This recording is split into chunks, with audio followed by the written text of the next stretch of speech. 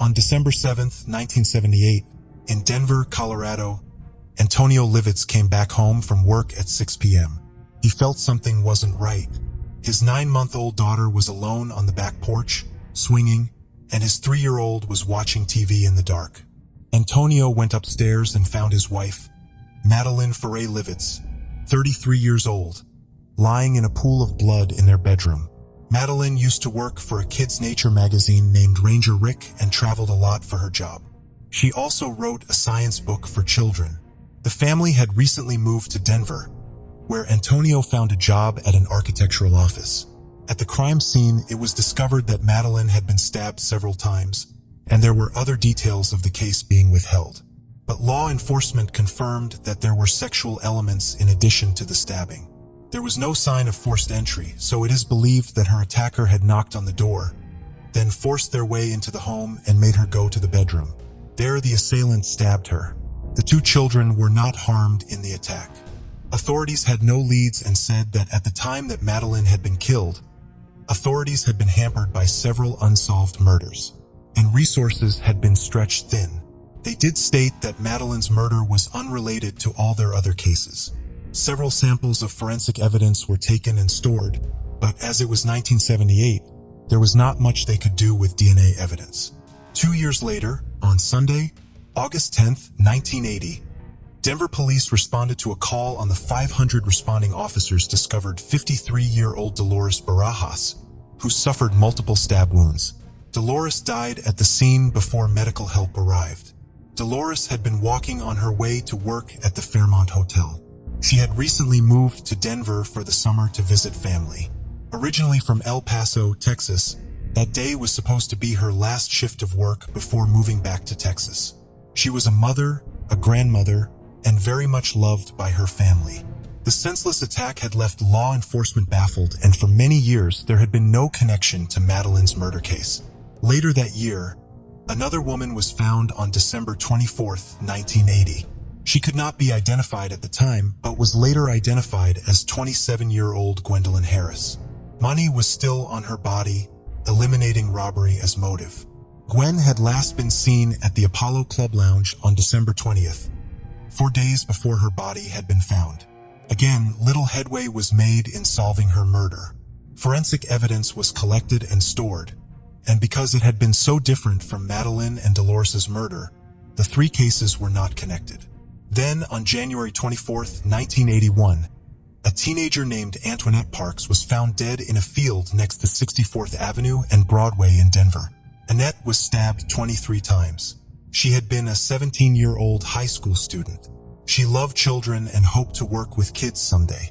Antoinette was just over 6 months pregnant at the time of her death. Her family said that she'd been very excited to be a mother herself.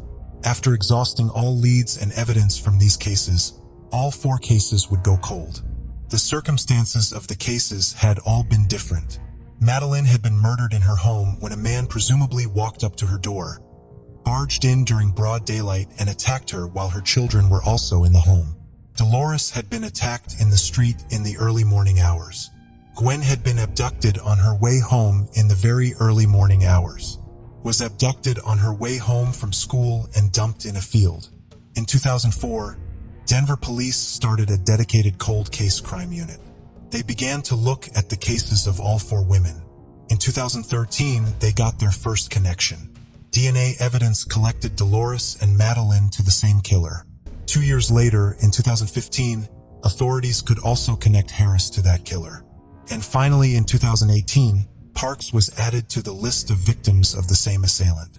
In 2014, the Denver Police Department used genealogy DNA services to locate relatives of the killer in Texas. After working with Texas departments in 2021, they came up with a suspect, Joseph Michael Irvin. Additionally, they also discovered that he was wanted on a murder charge in Texas and had an extensive criminal history. In 1969, Irvin, who was 17 at the time, was at a local bowling alley when he and an unidentified friend walked up to a car of 21-year-old Rodney Bonham. Irvin asked Rodney and his passenger a question. The confrontation turned hostile and Irvin pulled a gun and shot Rodney in the neck. Irvin then asked the passenger if they could drive. The passenger then managed to close the door and run to the bowling alley to call for help. After 4 days in the hospital, Rodney Bonham died from the gunshot. Irvin is said to have called the family after Rodney had died saying, quote, "I'm sorry he's dead, but we all have to go sometime. I'm sorry I shot him," end quote. It is then believed that he had fled to Colorado.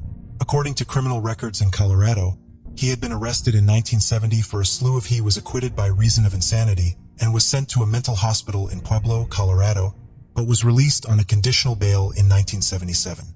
Then, on June 27, 1981, Aurora PD officer, 26-year-old Deborah Suker, pulled over a man that she believed was intoxicated. She radioed in her location, the man's name, and license plate number, asking for help in the arrest. She was in the process of arresting the man when he managed to break free. There was a scuffle, and in the struggle, the man managed to get a hold of Deborah's service weapon. At this time, a local man named Glenn Spies was driving by and stopped to help. The suspect shot Deborah in the head and Glenn in the back before fleeing the scene. When police arrived, Deborah was declared deceased. Deborah had just completed her first year as an officer and was married to a fellow officer. This would be Aurora PD's first line of duty shooting and forever changed the department's patrolling alone policy. Glenn was also rushed to the hospital where he was able to recover from his wounds. Unfortunately, the bullet exploded near his spine, and it would cost him the ability to join the police force as he walked with a limp and lived in constant pain. In July 1981, the Aurora City Council awarded him $10,000 for his heroism and sacrifice. Police found the temporary driver's license of the man that Deborah had pulled over in her patrol vehicle and identified him as Joe Irwing. They went to his address and found Joe there trying to get off his handcuffs by sawing his wrist. Joe Irwing was arrested. 5 days later, on July 1, 1981, Joe Irwin, who at the time was 30 years old, hung himself while in solitary cell in Adams County Jail. He left a suicide note which said, "To the Denver community, I pray that I will be forgiven for taking up your time and for my sickening behavior. To the kid in the hospital and Miss Kaur, I didn't mean what I did. I was so uptight. Forgive me." And it was signed Joe Irwing. After his arrest, police discovered that he was currently out on bail for sexual assault from 1980. After the suicide, police also discovered that there had been a mistake during his bail hearing. When putting his name into the computer database, authorities had put his birth year as 1952 when he was born in 1951. When police put the correct information into the database, Joe Irwing was arrested. Irwin came up as an alias. His real name was Joseph Michael Everin, and he was wanted in connection to a murder in Texas, and finally connecting him to the 4 unsolved cold cases in Denver and the murdered police officer in Aurora. After exhausting all efforts to find a cataloged piece of DNA from Irwin, Denver and Texas authorities petitioned the court to exhume his body and get a DNA sample. The courts approved the exhumation of Irvin in 2022. And shortly after, the Denver Police Department officially announced that Irvin was a serial killer connected to the killings of these 4 women in Denver. After 40 years, the families and the Denver community have answers to these cold cases. Some of the family members had these statements to say after finding out. Denver PD are currently going through old cold cases and looking for additional victims of sexual assault or murder and believe Irving had more victims that are currently unknown. While it is bittersweet to not have justice in this case, hopefully the victims and their families can rest easier knowing that this predator isn't here anymore to hurt anyone else. What do you think about it? Tell us your thoughts in comments below. Let's continue. Lieutenant Steve Scott from the University of Tennessee Police Department was doing his usual patrol at the Shelby County Regional Forensic Center in Memphis, which is linked to the university. He had a lot of experience in law enforcement, including working in narcotics at the Shelby County Sheriff's Office and being part of the K-9 unit there. But even with all his experience, he wasn't prepared for what he found just after midnight on June 2, 2002. While patrolling, he noticed some keys on the floor, which was odd. Then he heard banging noises. Following the sound, he found a man tied to a window security grate in an outdoor stairwell. The man, Dr. O'Brien Cleary, also known as O.C. Smith, was the chief medical examiner for Shelby County. He had barbed wire around his head and hands, and there was a homemade explosive device around his neck. Dr. Cleary's office and the county morgue were both in the forensic center. Lieutenant Scott highly respected the doctor, and the two men had become friends, in part due to their shared interest in firearms. Dr. Smith would later admit that he did not respond to the arrival of his friend on the scene as he should have. Instead of telling Lieutenant Scott to get away from him because of the bomb, he begged him for help. "I really did some things I shouldn't have done," Dr. Smith would tell reporter Janice Broach in 2006. "I called for him to help me. I wasn't man enough to shut up, and I begged him to come down." Despite his extensive training, Lieutenant Scott complied. In Dr. Smith's words, "He violated every protocol he knew to come down and talk to me." The Memphis Police Department bomb squad arrived on the scene, and its commander, Major Mike Willis, along with two other members of his team, successfully removed the bomb from Dr. Smith without it going off. Lieutenant Scott stayed with Dr. Smith until the device was disabled and he was freed from the grate. The barbed wire from Dr. Smith's wrists and legs was removed at the scene, but Dr. Smith wanted the wire around his head removed at the hospital, so those strands remained on his head as he was transported to the regional medical center. He was released after just 4 hours, having only sustained minor injuries.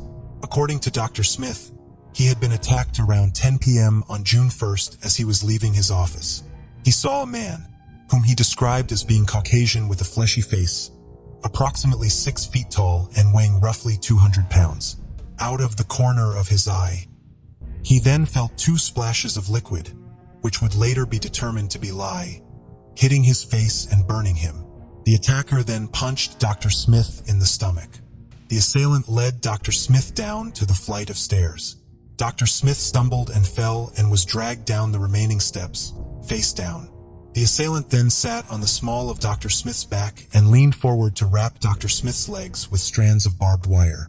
He then hit Dr. Smith in the head and used other strands of barbed wire on Dr. Smith's wrists and head before lifting him up and padlocking him to the security gate. The attacker then affixed the bomb around Dr. Smith's neck with a canister under his chin and pulled out a tab that Dr. Smith assumed armed the bomb. The attacker did not speak until he was about to leave when he whispered in Dr. Smith's ear. Dr. Smith took this as a warning that the device that was now on his chest was motion sensitive. The reference to death row was initially viewed as a clue to the potential motive for the attack. Almost as soon as Dr. Smith was named Chief Medical Examiner in January of 2000, he had been heavily involved in the case of death row inmate Philip Workman.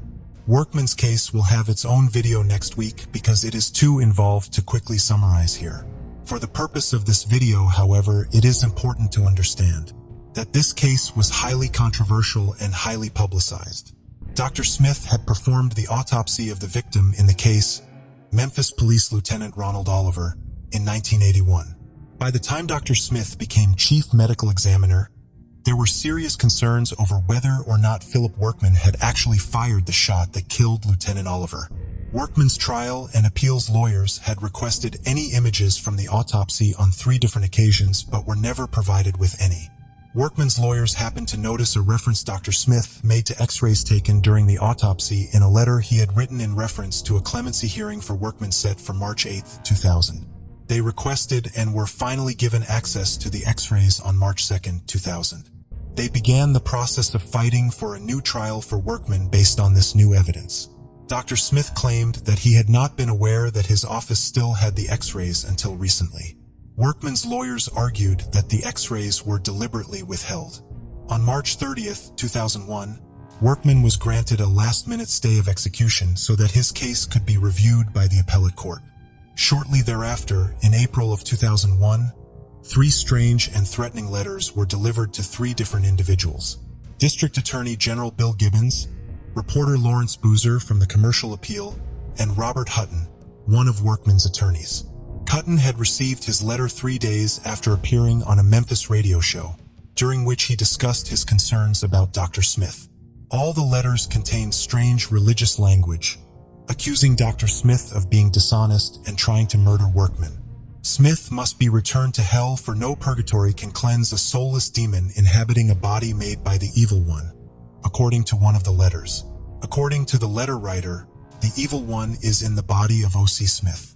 soulless pawn of the devil, guilty of two mortal sins, the two sins being deceit and attempted murder. The letters refer to Workman, who had become religious while in prison as an innocent child of the Holy Family that Dr. Smith was trying to murder. The letter writer was never identified. Dr. Smith was called to testify in the subsequent appellate proceeding in 2001.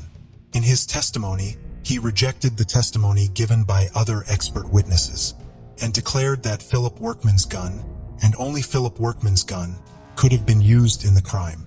Prior to Dr. Smith's testimony, the defense seemed to have presented a strong case, based on the work of other experts, that Lieutenant Oliver had not been shot with Workman's gun. The judge in the proceedings ruled against Workman on January 7, 2002. While he cited a number of factors in his decision, Dr. Smith's testimony was one of them. Workman's attorneys again criticized Dr. Smith in the press throughout the following months. On March 13, 2002, a janitor discovered a bomb and two smaller explosive devices on a metal tray on the staircase outside the Regional Forensic Center. Dr. Smith was asked to come out and confirm that they were in fact explosives. He did. According to the Bureau of Alcohol, Tobacco, and Firearms, who conducted the analysis on the devices, the largest device could have killed several people. The ATF also claimed to have evidence linking the bombs to the letter writer. Analysis of the tray the devices had been placed on would later find several religious phrases in cut-out letters. The phrases, now you know, scourging the flesh, crown of thorns, nail of the cross, fires of hell, forever steel, were found in between the layers of aluminum of the tray. The bomb found in March also bore similarities to the one used in the gin attack. Dr. Smith's attack was also tied to the letters because the bomb had the phrase, "Steel in the hands of the King of Kings," which had been used to end all of the letters, scratched into one side of it.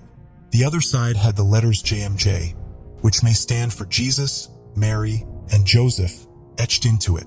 The potentially religious overtones of the attack itself, the barbed wire which made Dr. Smith appear to have a crown of thorns upon his discovery, and his arms being outstretched in a manner that seemed to mimic the crucifixion, also made it appear that Doctor's attack in June was connected to the letters and the previous explosive devices. Philip Workman was interviewed in prison, and authorities investigated his family members, but no connection to the attack on Dr. Smith could be made. On June 3rd, the U.S. Attorney in Memphis, Terry Harris, announced to an assembled group of representatives from every law enforcement agency in the greater Memphis area that finding whoever was responsible for the attack on Dr. Smith would be their #1 priority. Dr. Smith and his wife were placed under 24-hour protection. 17 different agencies at the local, state, and federal levels would be involved in the investigation, and they would follow up on 112 leads over the next 2 years. Despite this massive effort, Dr. Smith's assailant was not identified. The tone of the investigation began to change by the fall of 2003. On September 15th, just 9 days before the day set for Philip Workman's execution, Tennessee Governor Phil Bredesen granted him a 4-month reprieve. His reasoning for granting the reprieve was a 15-month federal investigation in West Tennessee. On September 24th, Shelby County Mayor A.C. Wharton announced that he planned to remove Dr. Smith from office. Wharton argued that he had a responsibility to say to the county commission that circumstances have developed that there is a great likelihood that Dr. Smith cannot effectively perform his duties. Being attacked and having the person responsible remaining out on the loose would be a trying experience for anyone, and certainly could have affected Dr. Smith's ability to perform his job. However, this is not what was concerning Mayor Wharton. By this time, investigators on the case were coming to the conclusion that there had never been any attack, and that Dr. Smith had staged the entire incident. On September 11, 2003, Dr. Smith had been brought in for a meeting with Special Prosecutor Patrick Harris, not to be confused with U.S. Attorney Terry Harris and 2 investigators. The meeting was covertly recorded. The meeting began as Dr. Smith had probably expected it to, with him being asked to give his account of the attack. By the end of the meeting, however, Dr. Smith was being advised to confess to faking the entire incident to avoid the media circus that his trial for doing so would inevitably cause. He was offered a plea deal but refused it. Terry Harris would eventually testify that the transition from viewing Dr. Smith as the victim of a crime to the perpetrator of one was very slow. It was routine to eliminate individuals close to a crime as suspects, so Dr. Smith had to be looked at critically as a matter of procedure. He was not cleared right away, and questions about his story lingered rather than resolved. There were several factors that led investigators to the conclusion that Dr. Smith was responsible for the incident by the end of the summer of 2003. Some of these indications were present from the very beginning of the investigation, like the lack of cuts in Dr. Smith's clothing, and his minor injuries compared to what he claimed to have endured. Other indicators came over time, like the inconsistencies that came up in Dr. Smith's stories about what had happened that night in June. A federal grand jury was convened to examine the evidence against Dr. Smith. After hearing testimony for several months, the grand jury indicted Dr. Smith on 2 counts of making false statements to investigators and 1 count of unlawful possession of a bomb. If convicted on all charges, he was facing up to 20 years in prison. The indictment came down on February 10, 2004. Dr. Smith pled not guilty to the charges and was released on his own recognizance. Dr. Smith, knowing that the indictment would speed up the mayor's plans to replace him, then formally resigned from the medical examiner's office, as well as from his position as professor of pathology at the University of Tennessee Health Science Center. Dr. Smith's trial began in February 2005. Terry Harris, the U.S. attorney based out of Memphis, recused himself and the Western District of Tennessee office from the case. Harris had worked as a prosecutor for Shelby County for 14 years, meaning he had worked closely with Dr. Smith. Harris considered Dr. Smith a personal friend, and so prosecuting his case was a conflict of interest. And Prosecutor Patrick Harris out of the United States District Court for the Eastern District of Arkansas. Dr. Smith's defense attorney Gerald Easter tried to spin the trial, as the ATF and the boys from Little Rock appear persecutant O.C. Smith. While this statement obviously oversimplifies the situation, it does highlight an important aspect of Dr. Smith's trial. While federal attorneys from out of state accusing a local doctor of a serious crime might not have upset a jury, like Easter intended, the situation did make some members of local law enforcement uneasy. Dr. Smith had been with the Shelby County Medical Examiner's Office since 1978. He was well known and well liked by local law enforcement. He had a reputation amongst police officers for being willing to go to any crime scene at any time to move an investigation forward. Local prosecutors enjoyed having him testify in court because of his enthusiasm and ability to clearly explain complex concepts. He was an everyman with a working-class upbringing, but also a brilliant and successful doctor, which earned him a lot of friends and respect throughout the Memphis criminal justice community. He appeared to still have this respect even after his indictment. District Attorney General for Shelby County Bill Gibbons still called Dr. Smith as a witness in a criminal trial the same week he was indicted. Members of various local law enforcement agencies had to be called as witnesses during Dr. Smith's trial, and some were able to show their support of Smith in their testimony. Memphis Police Lieutenant Richard Borgers, for example, had been the first on the scene on June 2nd. He was able to testify that he did not believe Dr. Smith staged the attack because of the look of terror he had seen on Dr. Smith's face when he arrived on the scene. Dr. Smith's place in the criminal justice community did potentially jeopardize the investigation into the events of June 1st and 2nd, 2002, right from the beginning, as it did afford him considerations that would not have been available to the average victim of a crime. Dr. Smith was allowed to return to the crime scene the day after the attack and spend most of the day in his office. ATF agent Mike Rowland would testify at trial that he had been upset that Dr. Smith was allowed back at the scene when the attacker could have still been in the area. A bomb-sniffing dog reportedly hit on Dr. Smith's vehicle during the initial sweep of the area, but the vehicle was never processed by the crime lab because, according to Memphis Police Detective Connie Manis, Dr. Smith was upset by the idea. At trial, the prosecution had little physical evidence indicating that Dr. Smith had staged his attack. Agents from the ATF had found holes cut in barbed wire fences on Dr. Smith's farm, but samples from those fences did not match the barbed wire used during the attack. The prosecution tried to argue that a bottle found next to Dr. Smith had contained the lye, scientifically known as sodium hydroxide, that had been thrown at his face, and that the testing of the residue in that bottle showed that it had contained a heavily diluted solution of just 12% sodium hydroxide, which would burn skin, but not as harshly and instantly as solutions of between 25 and 50% would have. The defense argued that the amount of residue left in the bottle was too small for this testing to be accurate. The lack of physical evidence played a larger part in the prosecution's argument. They held that if Dr. Smith had been attacked as he had described to them, his injuries would have been much more severe. Dr. Smith's eyes were red from irritation at the hospital, but no sodium hydroxide had gotten into them, and no traces of it were found on the scrubs he had been wearing. If the solution had been thrown in his face by an assailant, it would not have been so precise and injury-sparing, according to the prosecution. Dr. Smith was also not seriously injured from any of the barbed wire that had been wrapped around him. He had a few scratches on his hands, but the injuries on his face were superficial. The trauma nurse who treated Dr. Smith at the hospital, Stephanie Ziegler, testified that while Dr. Smith's face was irritated, she did not see any punctures or lacerations on it, only noting breaks in the skin on his hands and wrists. Other witnesses would describe Dr. Smith as looking as though his face were sunburned or as though he had been in a fistfight the day after the alleged attack. Dr. Smith would later argue that his face did not have severe lacerations because the barbed wire was old and dull. While Dr. Smith's injuries may seem minor for the dramatic attack, trying to quantify how injured someone should be is problematic, especially when it is done by lawyers, not medical professionals. Another major issue the prosecution raised during the trial was how Dr. Smith's assailant was able to overpower him. Dr. Smith normally carried a gun and kept a knife in his boot, but had neither of them with him on the night he says he was attacked.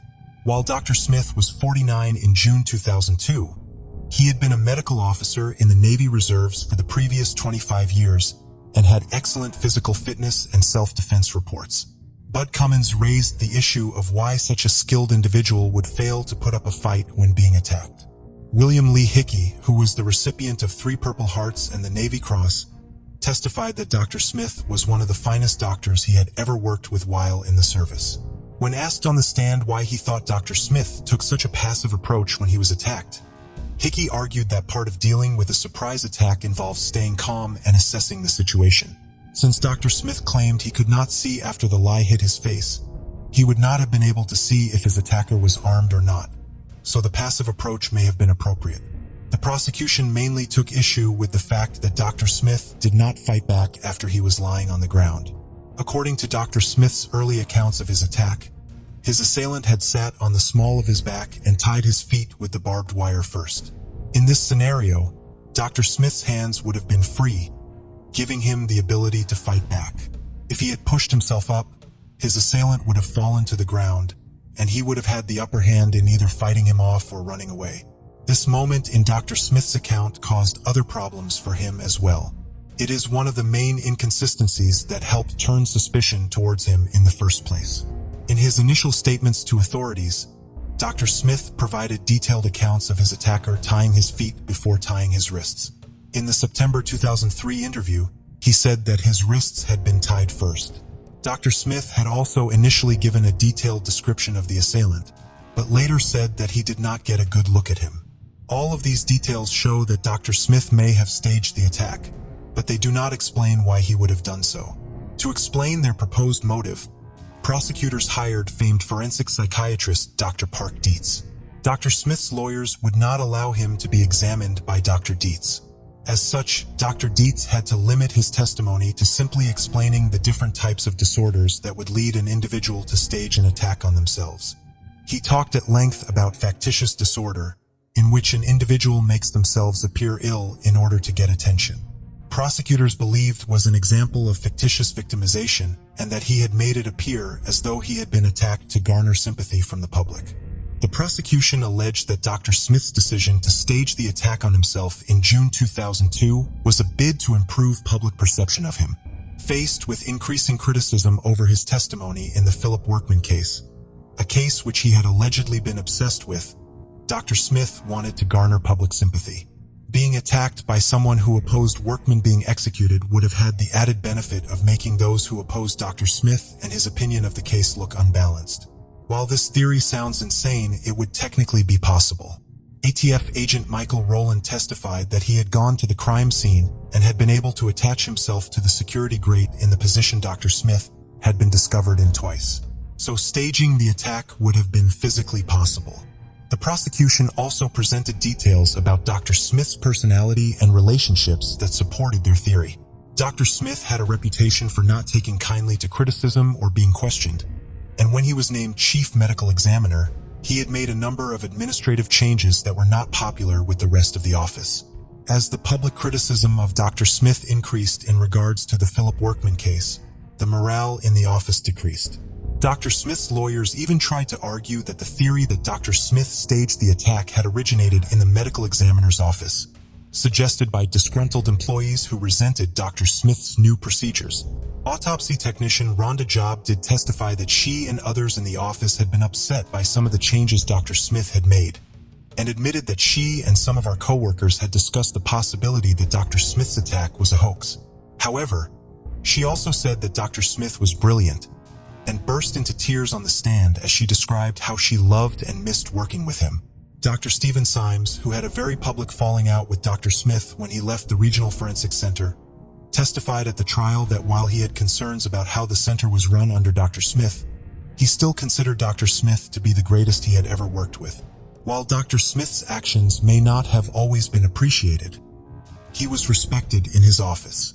While Dr. Smith did have a long career in the Navy Reserves as a medical officer, he had a habit of misleading people about what exactly he did with the Navy. He claimed to have written the Marine Close Kill Manual, taught sniper tactics, and been sent on secret military intelligence operations. Commander Rick Russell, a Navy personnel records expert, was called to testify about Dr. Smith's service. Dr. Smith's records did not indicate that he had been involved in any intelligence missions. Dr. Smith's defense team tried to argue that the secret missions would not have been in his standard file, but according to Commander Russell, his location during such missions would have been noted in his file, and his total daily credits for active duty would have been higher if he had been on such missions. Commander Russell also testified that Dr. Smith had not received the required military training in the specialties he claimed to have. Also testified that there was no record of Dr. Smith ever having attended sniper training there, as he claimed. The defense continued to assert that not only had Dr. Smith been trained there, he had taught there as well. Other witnesses provided testimony about other grand claims Dr. Smith had made about himself. Michael Maines, a sheriff's deputy from Texas, testified that Dr. Smith had asked him about acquiring a large shipment of guns for a contact he had in the Middle East, while at a forensics conference in 2002. When he began making progress on fulfilling the request, Dr. Smith suddenly claimed that he was no longer hearing from his unnamed contact. Other acquaintances of Dr. Smith report that he had claimed to have been a mercenary in Central America and that his family had all been killed in Africa. These accounts were not accurate. The case was sent to the jury on February 25th. The jury deliberated for 3 full days but remained deadlocked. On March 1, 2005, U.S. District Judge Bernice Donald accepted the jury's assertion that they were unable to reach a verdict and declared a mistrial. On March 14th, prosecutors announced that they would not be retrying Dr. Smith. No other suspect in the attack on Dr. Smith has ever been identified. Only 3 members of the jury had wanted to find Dr. Smith guilty. At least 3 of the 9 jurors who voted to acquit Dr. Smith did so because they thought he had really been attacked. Other jurors did not buy into the idea of factitious victimization, and some did not believe that the prosecution had provided solid evidence that Dr. Smith faked his attack. I personally agree that there was not enough evidence presented at trial to prove Dr. Smith guilty beyond a reasonable doubt. When it comes to my own opinion about whether or not Dr. Smith staged his attack, I am conflicted. I can see how Dr. Smith, tired of being publicly criticized and known to fabricate stories to make himself look important, might create scenarios in which he is the victim. I think it is believable that he sent the threatening letters and left the explosive devices outside of his office. As larger than life as some of his fabricated military achievements are, I even think that it is conceivable that Dr. Smith burned himself with lye, strapped himself to a security grate, and claimed to be attacked. I stopped thinking that Dr. Smith have faked the attack as soon as the live bomb attached to his chest comes into play. I cannot imagine putting a live explosive device around my own neck for any reason. I suppose Dr. Smith could have done so if he really were mentally ill. He also was familiar with what the Memphis Police Bomb Squad would be able to safely disarm, and could have built a device to comply with their knowledge to maximize his chances of surviving unharmed. That being said, the bomb still keeps me from fully accepting the idea that the attack was a hoax. If Dr. Smith was attacked as he claimed, I am puzzled by the lack of any further escalation from his attacker. If the assailant was as unstable as he appeared in his letters, and he did escalate from the letters to the devices outside the forensic center to the attack on Dr. Smith, I find it hard to believe that he simply stopped his dangerous behavior cold turkey, unless he passed away shortly after assaulting Dr. Smith. Even though no one was seriously injured in this incident, the lack of resolution to it is still troubling. If Dr. Smith was attacked, a dangerous criminal has remained free. While we don't know of any similar crimes this individual has committed since 2002, that does not mean that he did not change his patterns and continue to harm others. If Dr. Smith did fake the attack, it is even more troubling. Dr. Smith performed thousands of autopsies and testified at hundreds of criminal trials, some of which were capital cases. I am concerned by the idea that someone who was deeply disturbed enough to place the lives of 4 law enforcement officers and himself in danger just to get people to stop criticizing his work played a part in so many serious matters. Dr. Smith attempted to get his job in the medical examiner's office back after his trial, but was unsuccessful, possibly due to these concerns, which have never been definitively assuaged. Dr. Smith's life was not the only one derailed by his trial. His friend, Lieutenant Steve Scott, the police officer who discovered him on June 2, 2002, also feared legal repercussions once the investigation turned towards Dr. Smith. Lieutenant Scott was interrogated by the ATF so many times that he began to fear that he was going to be charged as Dr. Smith's accomplice. No charges were ever filed against him, but prosecutors did tell reporter Janice Broach that they did believe that Lieutenant Scott was withholding information from them. By 2005, Lieutenant Scott was suffering from liver cancer. His wife, Virginia Scott, alleges that his health took a rapid decline during Dr. Smith's trial due to the stress it put him under. Lieutenant Scott testified at the trial, bringing Dr. Smith to tears in the courtroom with his account of finding him that night. The Scotts remained close with Dr. Smith. Virginia asked him to be with her at a meeting with Steve's doctors discussing his prognosis. At that meeting, doctors told her that all they had left to do for Steve was put him in hospice care. Lieutenant Steve Scott passed away just a few months after Dr. Smith's trial ended. Virginia Scott believes she would have had more time with her husband had federal agents not investigated him so thoroughly. I feel like Steve would be alive had the ATF not harassed him so much. Trying to make a case, she told Janice Broach in 2006. Dr. Smith went into private practice after he was not allowed back in at the medical examiner's office, testifying as an expert witness on behalf of defendants at their trials.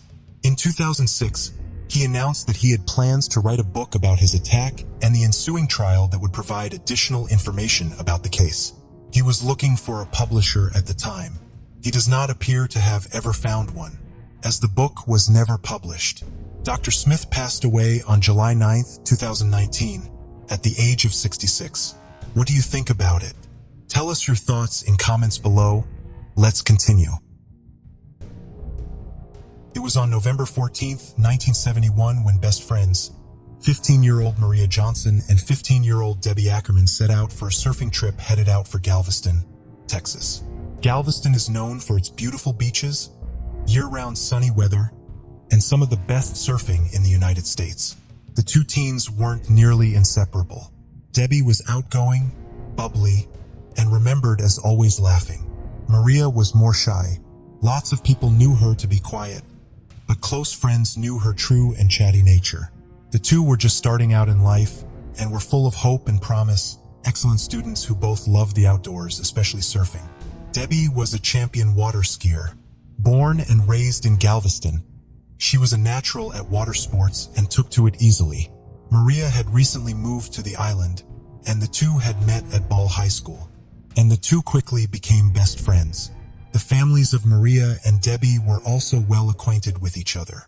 Given their daughter's strong bond, There was no issue with them being out or going out on day trips, but the rule was that they stick together, call home if plans changed, and to be home by curfew.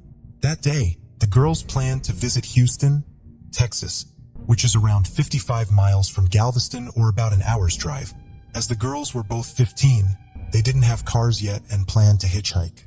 But it was the 1970s, and it was incredibly common for young men and women to hitchhike across the globe. Whilst the practice has been outdated as pretty dangerous now, in the 1970s many young people saw it as the perfect way to get around. Hitchhiking in a pair seemed less dangerous than trying to hitch a ride alone. It was around midday on that Sunday. They were near Stewart Beach, outside of a Baskin-Robbins ice cream shop. Witnesses reported seeing the two buy ice cream and then start asking around for rides.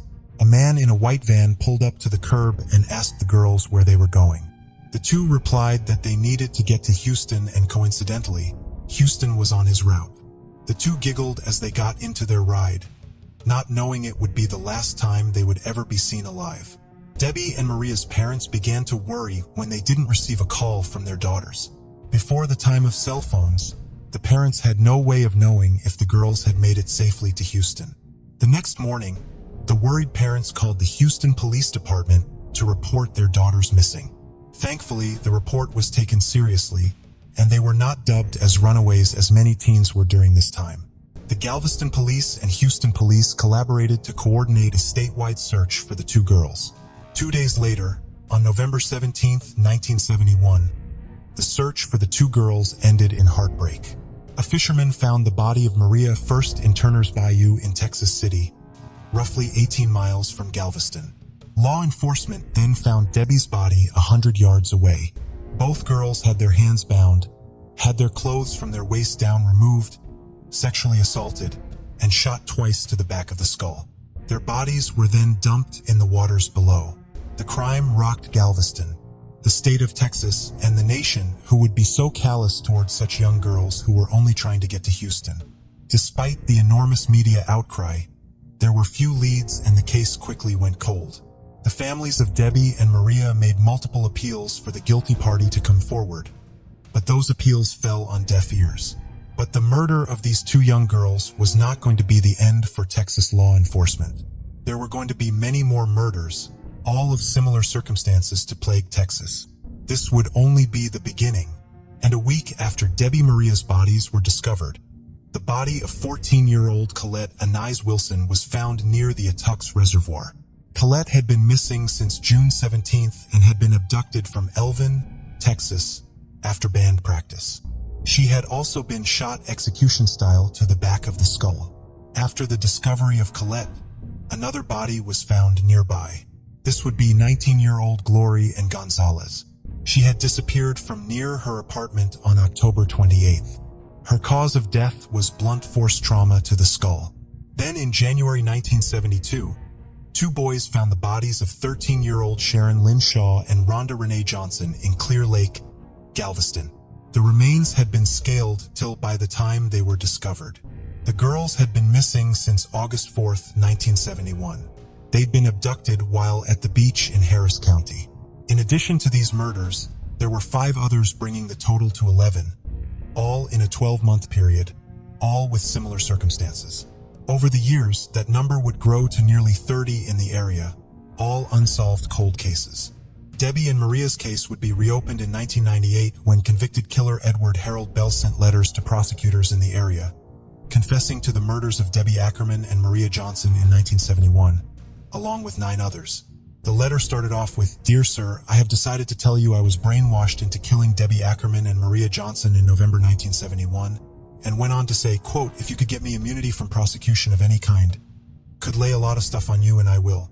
However, when examined, the confessions were deemed as unreliable evidence and dismissed.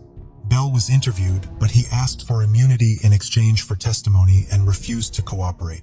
Harris County prosecution has gone on to say that letters have now been lost, though detectives who had been able to see the letters stated that there had been information about the crimes that had never been revealed to the public, leaving some to believe they were credible. Edward Bell was already serving a 71-year prison sentence for the murder of Larry Dickens. It was on August 24, 1978, when Bell was in Pasadena, California, parked in a local neighborhood. He was in his vehicle without pants on, watching a group of girls playing. A father and former Marine supervising the kids saw what was going on in the vehicle, and approached Bell, attempting to get the vehicle's keys so that Bell couldn't flee the scene. While confronting him, Bell drew a pistol and shot Larry. Larry was wounded and crawling back to his driveway when Bell got out of his vehicle, grabbed a shotgun from the back, and killed Larry Dickens before getting his keys and attempting to flee. He was caught soon after by law enforcement, but when he was released, he fled the state, eluding law enforcement for 14 years. He fled the country for Mexico and then Central America. It was a tip that came in that he was in Panama after he was shown on the TV program America's Most Wanted. It was there he was arrested and extradited back to California.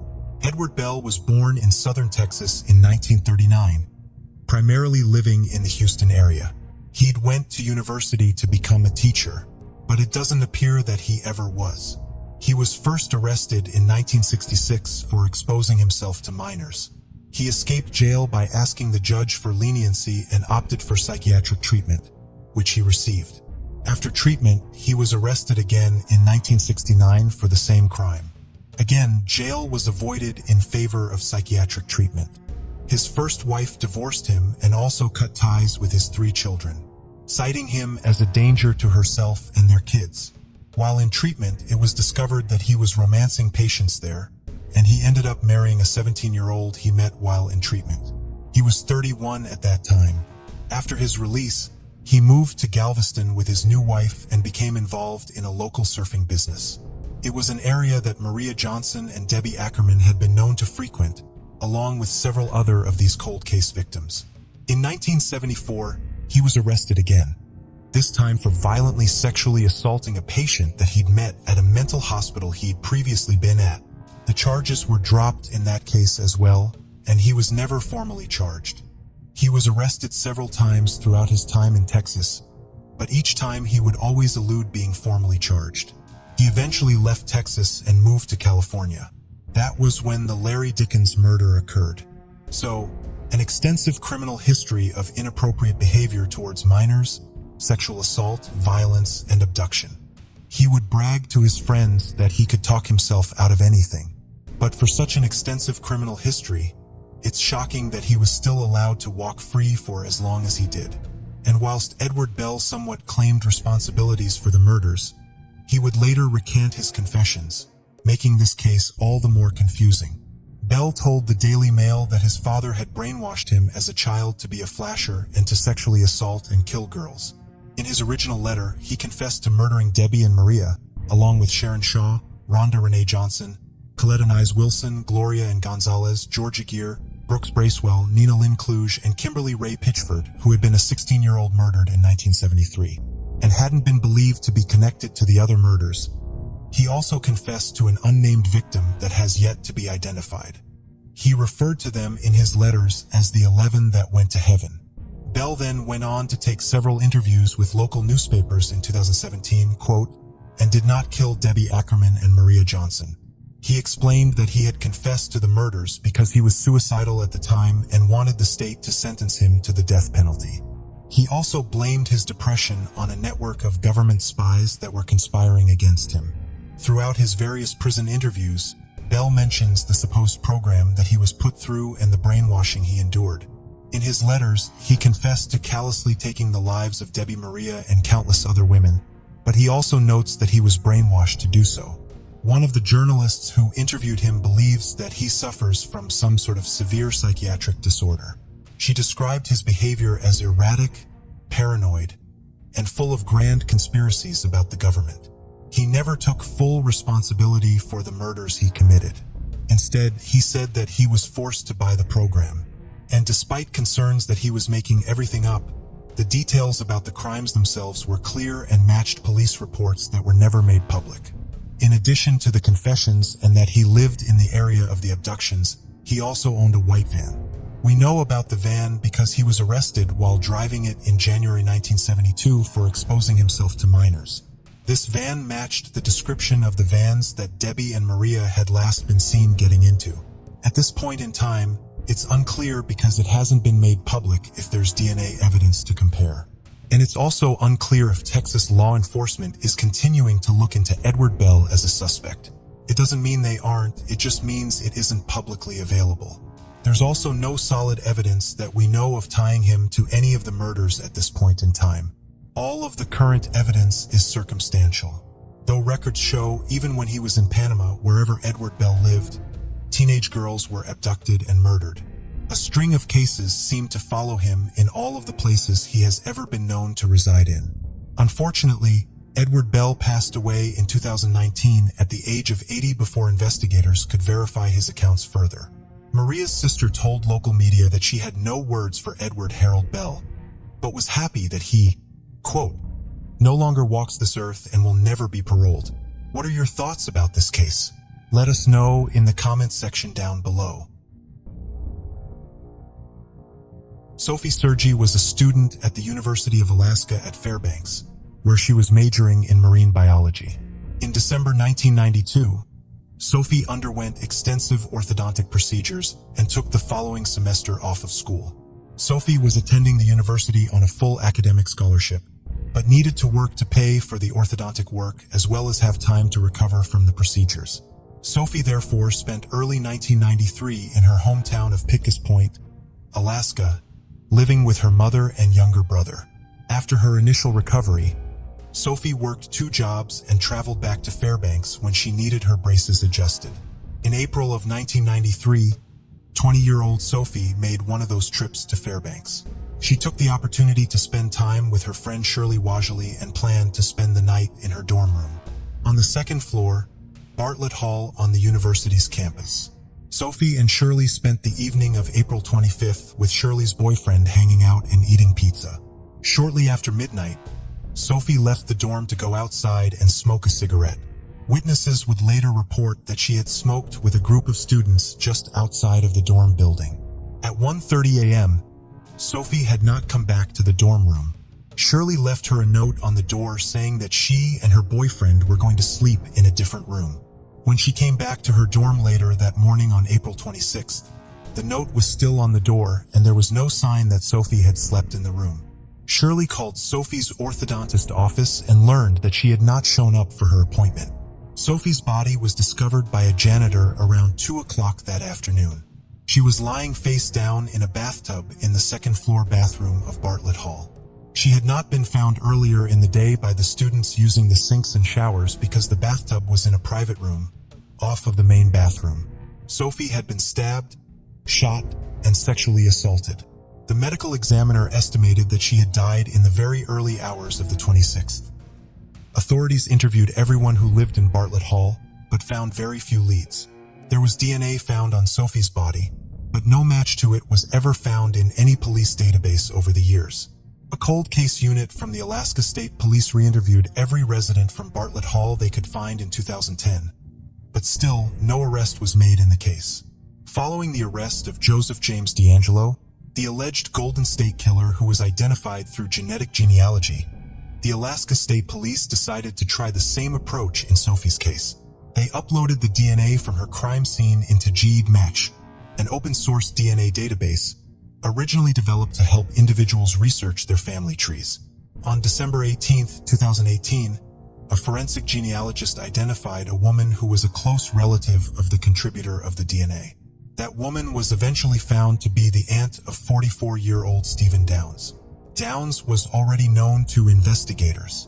In 1993, he had been an 18-year-old student at the University of Alaska at Fairbanks and had lived in Bartlett Hall.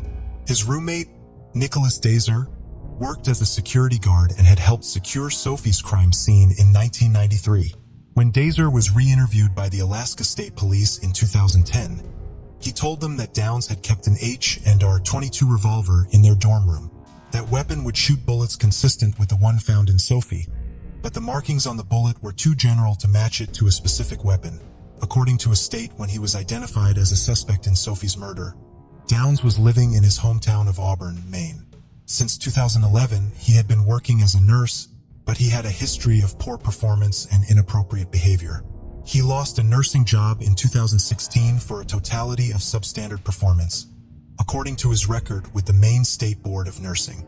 He was also accused of inappropriate behavior with 2 female co-workers at that job, and had to complete a course on professional boundaries in nursing. Co-workers from his most recent job have come forward with allegations ranging from tampering with medications to mistreating patients. Several of his co-workers and patients reported being scared to be alone with him. The Maine State Police worked with the Alaska State Police to further investigate Downs. On February 13, 2019, they went to his home to interview him. He denied any involvement in the case, but said he remembered Sophie's face on posters that were put up after her murder and feeling sorry for her. The following day, the Maine State Police returned with warrants to collect a DNA sample from Downs in Search's house. The DNA was tested and confirmed to be a match to the DNA found at Sophie's crime scene. On February 15th, Stephen Downs was arrested and charged with murder and sexual assault. He is currently fighting extradition to Alaska to face these charges. Between 1991 and 2006, a serial rapist, eventually dubbed the NorCal Rapist, assaulted at least 10 women in 6 counties in Northern California. He would force his way into victims' homes, restrain them, and rape them multiple times. He abducted some of his victims, taking them from their homes to force them to withdraw money from an ATM, which led to the infamous images of him on security footage. Wearing a clear mask meant for burn victims, he apparently also stalked his victims. 2 weeks after he assaulted a woman on Halloween of 1996 wearing a skeleton mask, he called the dental office where she worked. He claimed to be sorry. One of his other victims was Maki Anderson. In July 1997, she was a 21-year-old student at Chico State University. During her attack, she managed to break free of the restraints the NorCal Rapist had used on her. He rebound her, but she broke free 2 more times. She then stabbed him in the arm with a pair of scissors. As was his habit, her attacker took Mackey's bedsheets with him in an attempt to limit the amount of evidence police had to investigate with. He left behind her pillowcase, though, and it had a sample of the blood he had lost in Mackey's brave attempt to fight him off. This was just one of the sources of DNA the NorCal Rapist left behind at his crime scenes. Police were never able to find a match to it in any database, however. In 2018, the sample was entered into GEDmatch. Within 10 days of entering the sample, authorities were able to identify a suspect through one of his relatives, surveil him, collect a straw from his garbage can, test it, confirm that the suspect's DNA matched the samples from the crime scenes, and make an arrest. The man identified and arrested was named Roy Charles Waller. Waller was arrested as he arrived to work on September 20th, 2018. The 58-year-old worked as a safety specialist in the Environment, Health, and Safety Department at the University of California at Berkeley. On September 21st, the university released a statement saying that Waller was placed on investigative leave, and that they will be reviewing all open on-campus sexual assault cases to confirm that Waller had not been involved in them. When Waller had his first court date on September 24, 2018, Maki Anderson was sitting in the second row of the courtroom. Waller was charged with 12 counts of forcible sexual assault, all stemming from an hours-long attack on 2 roommates in October 2006. After the hearing, Maki spoke with the media outside of the courthouse. "I want him to know that he did not break me," she told them. "He did not break me, and I know what he has coming to him.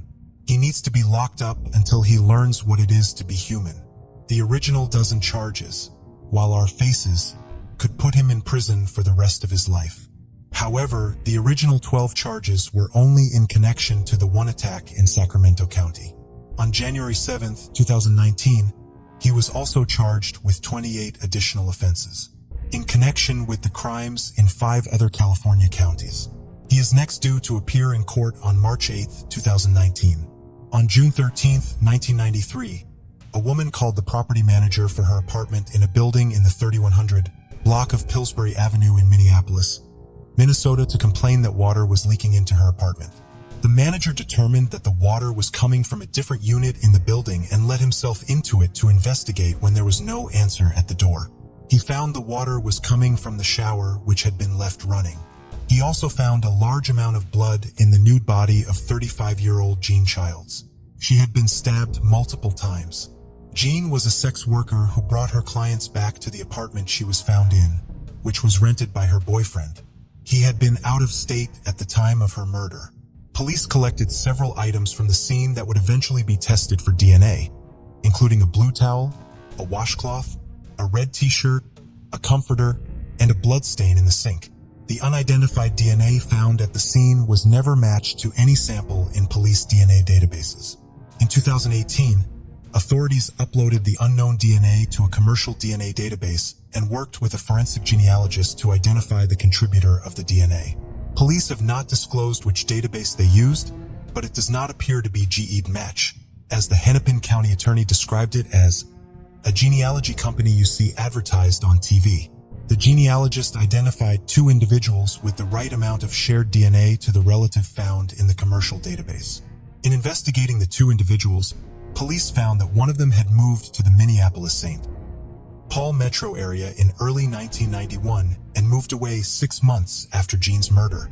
His police record was mostly composed of traffic violations and driving while intoxicated convictions for soliciting sex using the internet in 2015. In January 2019, police placed the suspect under surveillance and followed him to a hockey game. Police observed him buying a hot dog and wiping his mouth with a napkin before throwing it into a trash can along with the cardboard container the hot dog had been served in. They then collected the napkin and submitted it to the Minnesota Bureau of Criminal Apprehension Laboratory to look for DNA on it. There were multiple DNA signatures on it, but one of them matched the unknown sample from Jean's crime scene. Based on this match, police arrested the suspect, 52-year-old Jerry Westrom, in February 2019. Westrom owned and operated several businesses, including an organic corn farm in Minnesota, and was an active supporter of 4-H and youth sports programs. He is married and the father of 3 children. A direct DNA sample was taken from him after his arrest, and it was confirmed to be a match to samples taken from the washcloth, the comforter, and the blue towel from the crime scene. Westrom spoke to police after his arrest and denied any involvement in Jean's death. He further claimed that he had never been in that apartment or in that apartment complex. He said he did not recognize Jean from her picture and denied having sex with any woman in Minneapolis in 1993. He could not explain why his DNA was found at the scene. Westrom was released on bail following his arrest. His family, as well as several friends, supported him in court for his first hearing. His attorney, Stephen Meshbesher, has told the media that his client intends to plead not guilty. He also claims that the evidence in the case is thin and that his client's arrest was premature. Westrom is due back in court on March 13, 2019. 30-year-old Jack Upton was a popular and responsible manager at a Safeway grocery store in Fremont, California. His co-workers were therefore worried when he missed several shifts at work. On December 17, 1990, police were called to check in on him at his apartment. There, police found Jack's body, beaten and stabbed to death. His 1985 Nissan 300ZX was missing from the apartment complex's lot. A week later, the car was found in a mall parking lot in Thousand Oaks, California, more than 350 miles away. Police were able to lift fingerprints from inside of it. At the crime scene and in the car, police found matching blood samples that they could not identify, but believed came from Jack's killer. Authorities would periodically run the DNA from the unidentified sample through databases as they continued to improve over the ensuing years, but they were never able to find it in 2018. The Fremont Police Department contacted Parbon Nanolabs, who used forensic genealogy to identify Russell Anthony Guerrero as a potential suspect. In October 2018, Fremont police traveled to Tempe, Arizona, where Guerrero was living, to begin surveilling him. They were able to collect a discarded DNA sample from him, which proved to be a match to the DNA found in Jack's apartment and car. Sometime after the DNA match was made, Guerrero's fingerprints were determined to be a match to ones found in the car. On January 17, 2019, Guerrero was charged with 1 count of murder by the Alameda County District Attorney's Office. On January 22nd, Fremont detectives arrested him in Chandler, Arizona. Authorities have not yet found a connection between Jack Upton and Guerrero, nor have they identified a motive for the crime. Guerrero does have a criminal record.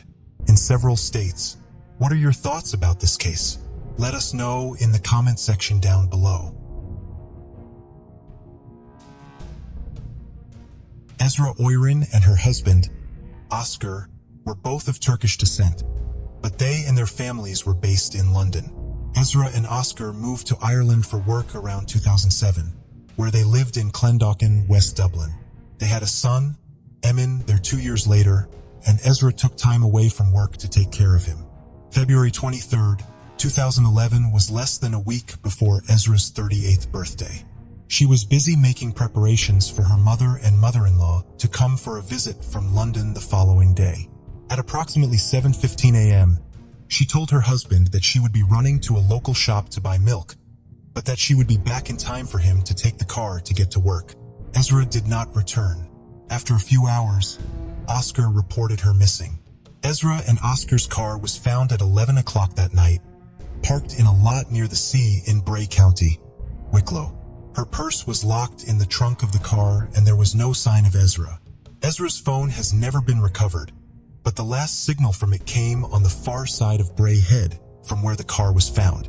There were several pieces of surveillance footage of Ezra's car, a gray Renault Twingo, found from the day she went missing.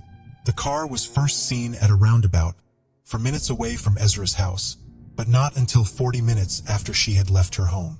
The car was then picked up by cameras in Bray, driving erratically, once almost colliding with a Skoda Octavia. The parking lot where Ezra's car was found did have cameras, but none that showed the spot where the car was found. Despite the fact that her car was found in Bray, there is no evidence that Ezra ever actually made it there. In all of the surveillance footage of the car, the quality of the footage is not good enough to show who was driving it. There were public appeals for the driver of the Skoda Octavia that almost collided with Ezra's car to come forward in hopes that they could confirm or deny if Ezra had been driving her car at the time. But they were unsuccessful and the driver has never been identified. It is possible that something happened to Ezra in the 40 minutes between when she was last seen and when her car went through the roundabout. Her assailant then could have driven the car to Bray to ditch it, to throw off the investigation into her disappearance. While there is no footage showing who got out of Ezra's car in Bray, there is footage showing one angle of the lot where it was found. Authorities believe that there is one woman in the footage who could be Ezra. They say that the woman is walking without purpose, and that she is never seen in any of the footage walking back to the parking lot. Ezra's family has seen the footage, and they do not believe that it is her. Upon closer inspection of the footage, a small dog is visible.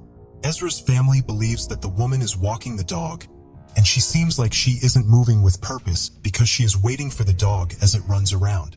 She does not necessarily have to return to the parking lot because she may live close by and walked home. A few months after Ezra went missing, her husband made the decision to move back to London with their son to be closer to family, while Oscar wanted to remain in Ireland to help keep pressure on investigators to work the case. He was afraid of what might happen if he had some sort of health crisis or accident, since he was the only relative his son, Emin, had in Ireland. The main contact with the media for Ezra's family has been Ezra's sister, Berna Faddeen. Berna makes as many television and radio appearances as she can, and uses her vacation days from her job in the UK to travel to Ireland to post flyers and follow leads in her sister's case. On the first anniversary of Ezra's disappearance in 2012, her niece Ada joined Berna on her trip to Ireland to post flyers in Neilstown, where Ezra had been a regular customer. As Ada left the shop, a worker ran out after her with a set of keys. On the keyring, there were pictures of Ezra, her son, and her husband. The car key was confirmed to be for Ezra's car. The keys had been left on the counter before Christmas of 2011, and the shop owner had kept them in case someone came back looking for them. There was no security footage of who left the keys on the counter. Ezra had lost a set of keys 6 months prior to her disappearance, around November 2010, but her sister does not believe that the keys found in the shop were the set. The security footage of Ezra's car driving in Bray was sent to the UK in 2018 in hopes that it could be enhanced enough to identify who was driving the car. The effort was unsuccessful. Ezra remains missing 8 years after her disappearance. What are your thoughts about this case? Let us know in the comment section down below. Connor and Sheila Dwyer lived in Fermoy County, Cork, where they had raised 2 sons. 62-year-old Connor had worked a variety of jobs throughout his life, including working as a plumber and a driver. In 1991, he was working part-time as a chauffeur for German businessman Fritz Wolf when he was in Ireland. 60-year-old Sheila was described by neighbors as lovely but somewhat reserved. The couple was last seen on April 30th, 1991, walking into St. Patrick's Church to attend a funeral. The following day, Sheila spoke on the phone with one of her sisters. Sheila was very close with both of her sisters, Nellie and Maisie, and spoke with them frequently. Maisie was therefore concerned about Sheila when she did not hear from her after May 1st. On May 18th, she went to the Dwyer's Chapel Hill home and knocked on the door, but got no response. She returned the next day with the Gardaí, who forced entry into the home, out of concern that something had happened to the couple. Connor and Sheila were not inside their home. Gardaí did find the couple's passports, reading glasses, and £1,000 in cash hidden in a biscuit tin. The only items missing from the home were a few pieces of clothing, presumably because Sheila and Connor had been wearing them, and the couple's white Toyota Cressida. Extensive searches have never found any sign of the Dwyers or their car. Their bank accounts have not been accessed since their disappearance. There were reported sightings of the couple in France and Germany over the years, but none of them have ever been confirmed, despite cooperation from Interpol to investigate them. The Dwyers did not have their passports, and ferry records do not show their car being transported abroad. A year prior to the couple's disappearance, another person from Fermoy went missing. 54-year-old Billy Fennessy was last seen on March 30th, 1990. There was no sign of Billy for the next 22 years until October 2012. A car with human remains inside was found at the bottom of the River Blackstone during a routine dive by the Blackwater Sub-Aqua Search and Rescue Team. The car was the same Megan model as Billy's, and in May 2013 DNA results confirmed that it was indeed Billy found inside of it. The discovery of the car renewed concerns have accidentally driven into the river at a still unknown location. While various waterways were searched during the course of the investigation, Billy Fennessy's car went undetected during these searches, so it stands to reason that the Dwyer's car could still be hidden underwater. For now, the cause of the couple's disappearance remains a mystery. What are your thoughts about this case? Let us know in the comment section down below. 41-year-old John Johnson is a father of 4 children who works as a taxi driver in his native Iceland. On February 8, 2019, he traveled to Dublin to participate in a poker tournament. His fiancée was supposed to come with him, but she was delayed when she had issues with her passport. John played a game of poker that night, and his fiancée arrived in Dublin the following morning, February 9th. She went to the hotel they were booked at, the Hotel Bonington, and was woke Jon up. While his fiancée was having coffee at the bar in the hotel, Jon walked outside. It is not known why he left the hotel. He never returned. His passport, phone, and wallet were all left behind in his hotel room, and there has been no activity on his bank account. When June was not found within 2 days, 12 friends and family members flew to Dublin from Iceland to help search for him. The area around the Hotel Bonington was methodically searched and covered in missing persons posters. According to his family, it would be out of character for June to have simply just walked away from his life and left them wondering where he was. He was very responsible and considerate and would call home if he ever worked late, but not a large enough amount of money that his family believed it would have caused undue stress for him. Surveillance footage helped trace Jon's route after he left his hotel.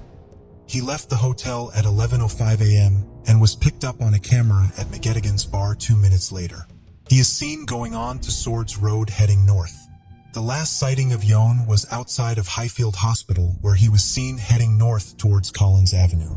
On February 23rd, intensive, large-scale search was conducted with the help of 80 volunteers.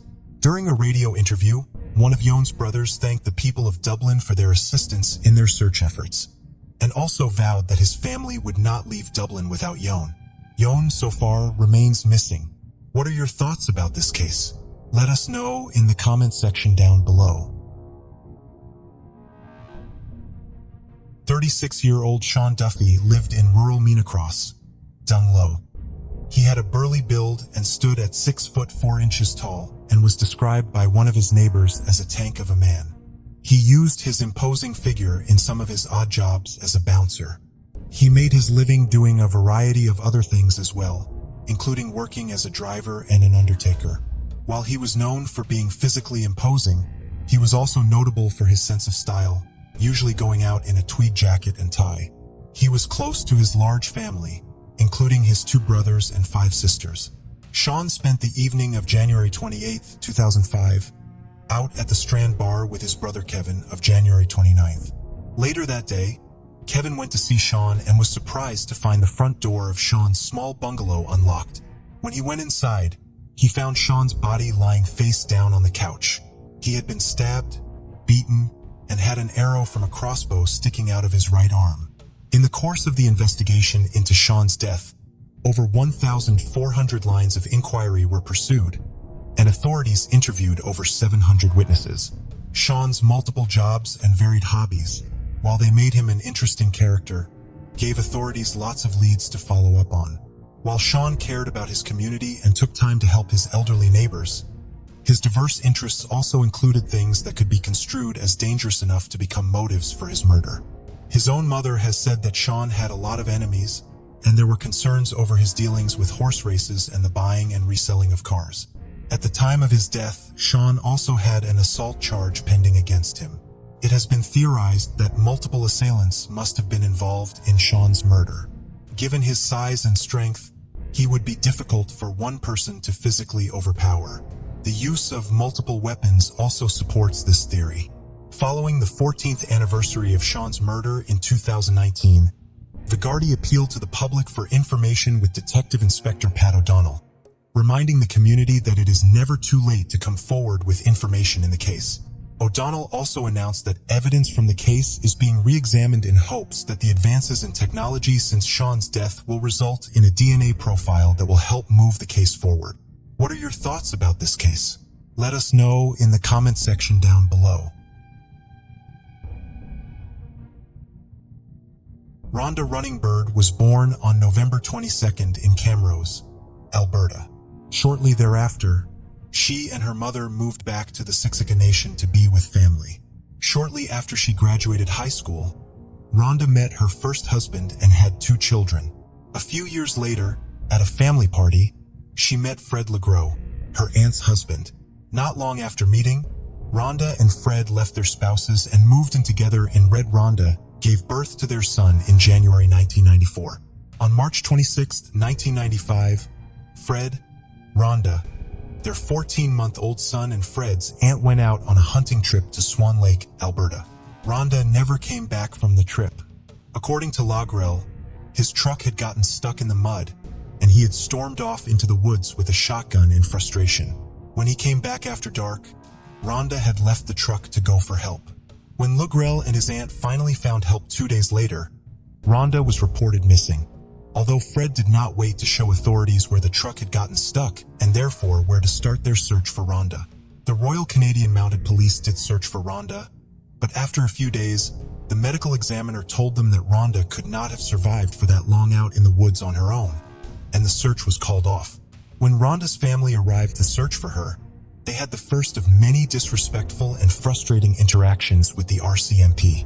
The first officer, Rhonda's mother, Mavis Crowchild, told her that the reason they had not found her daughter was because she was off on the streets of Edmonton, getting drunk. Rhonda's family, in the course of their own search of the area, located a pair of glasses, an unused colostomy bag, and a pair of shoes, tied in a distinctive fashion, that they believed belonged to Rhonda. The RCMP told them that none of the items belonged to Rhonda. This was in part because the prescription of the lenses and the glasses did not match Rhonda's. However, the RCMP obtained Rhonda's prescription from an optometrist she was no longer seeing, and they refused to compare the glasses to records from her current optometrist. The idea that Rhonda walked off into the woods in the dark and got lost has also been highly contested by her family. According to family members who saw Rhonda just before the hunting trip, she was barely able to walk at the time. Logrel was physically abusive towards Rhonda, with one of the beatings he inflicted on her being so severe that she had to use a colostomy bag as a result of the internal damage it caused. Rhonda was scheduled for surgery the day after she went missing to repair this damage and hopefully lessen her pain and improve her poor health. She had been gathering evidence to have Lagrell charged with assault, something he had learned just prior to her disappearance.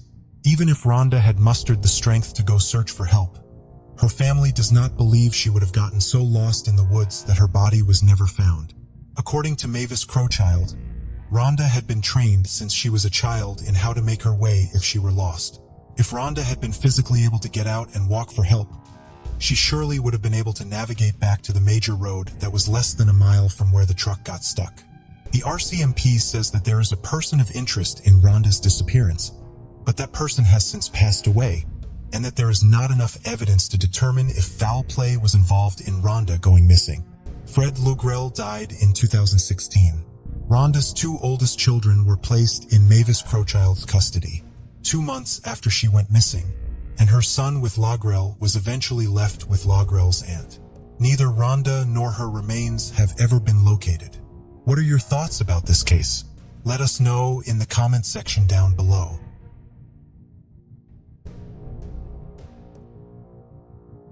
In the fall of 1971, 16-year-old Janice Hannigan was a sophomore at White Swan High School and lived on the Yakima Reservation in Washington State. In November, Janice was selected as a candidate for Queen for the Intertribal Veterans Day ceremonial that was held in the town of Toppenish. She was featured in a newspaper article detailing her family, accomplishments, and hobbies. Janice was going through a difficult period of her life. Her parents had recently separated, and her 6 younger siblings had left their family home near Harrow, Washington with their mother to go live in the town of Gwinnett. Janice had stayed behind to take care of their father. On December 21, 1971, Janice was admitted to the hospital with numerous contusions on her head and chest. She did not have any lingering neurological problems after a few days of being observed by doctors, and so she was discharged from the hospital on Christmas Eve with her discharge papers stating that she was in satisfactory condition at the time. She has not been seen since. Many of the important records at Janice's case have been lost. While some of her medical records remain, they are incomplete. We do not even know what hospital she was treated at and have no insight as to the cause of her injuries. Official documents contain errors which confuse the case. Several agencies list the date of Janice's disappearance as March 1, 1971, 9 months prior to when she went missing. It is possible that this is because of a missing persons report filed for Janice when she traveled to Lewiston, Idaho to attend a basketball game with her father in February. One of Janice's sisters, Trudy Lee Clark, was just 8 years old when Janice vanished. Her efforts to publicly advocate for Janice intensified after the death of their parents and continued until her own death on December 23, 2018, the day before the 47th anniversary of Janice's disappearance.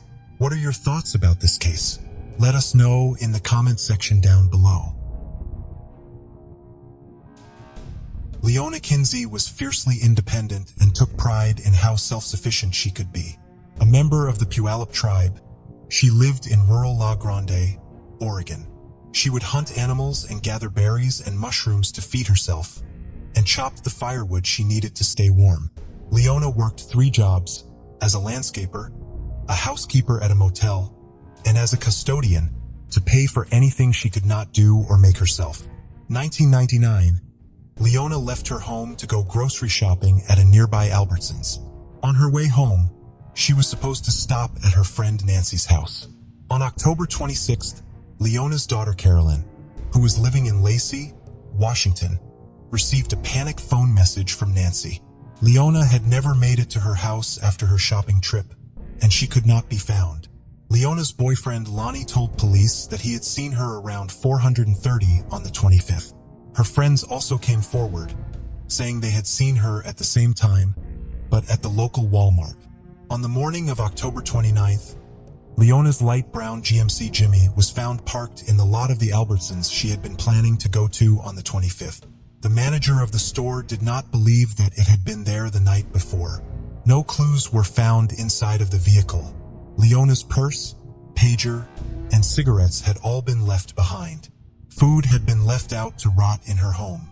Something Leona, who did not like anything to go to waste, would not have done.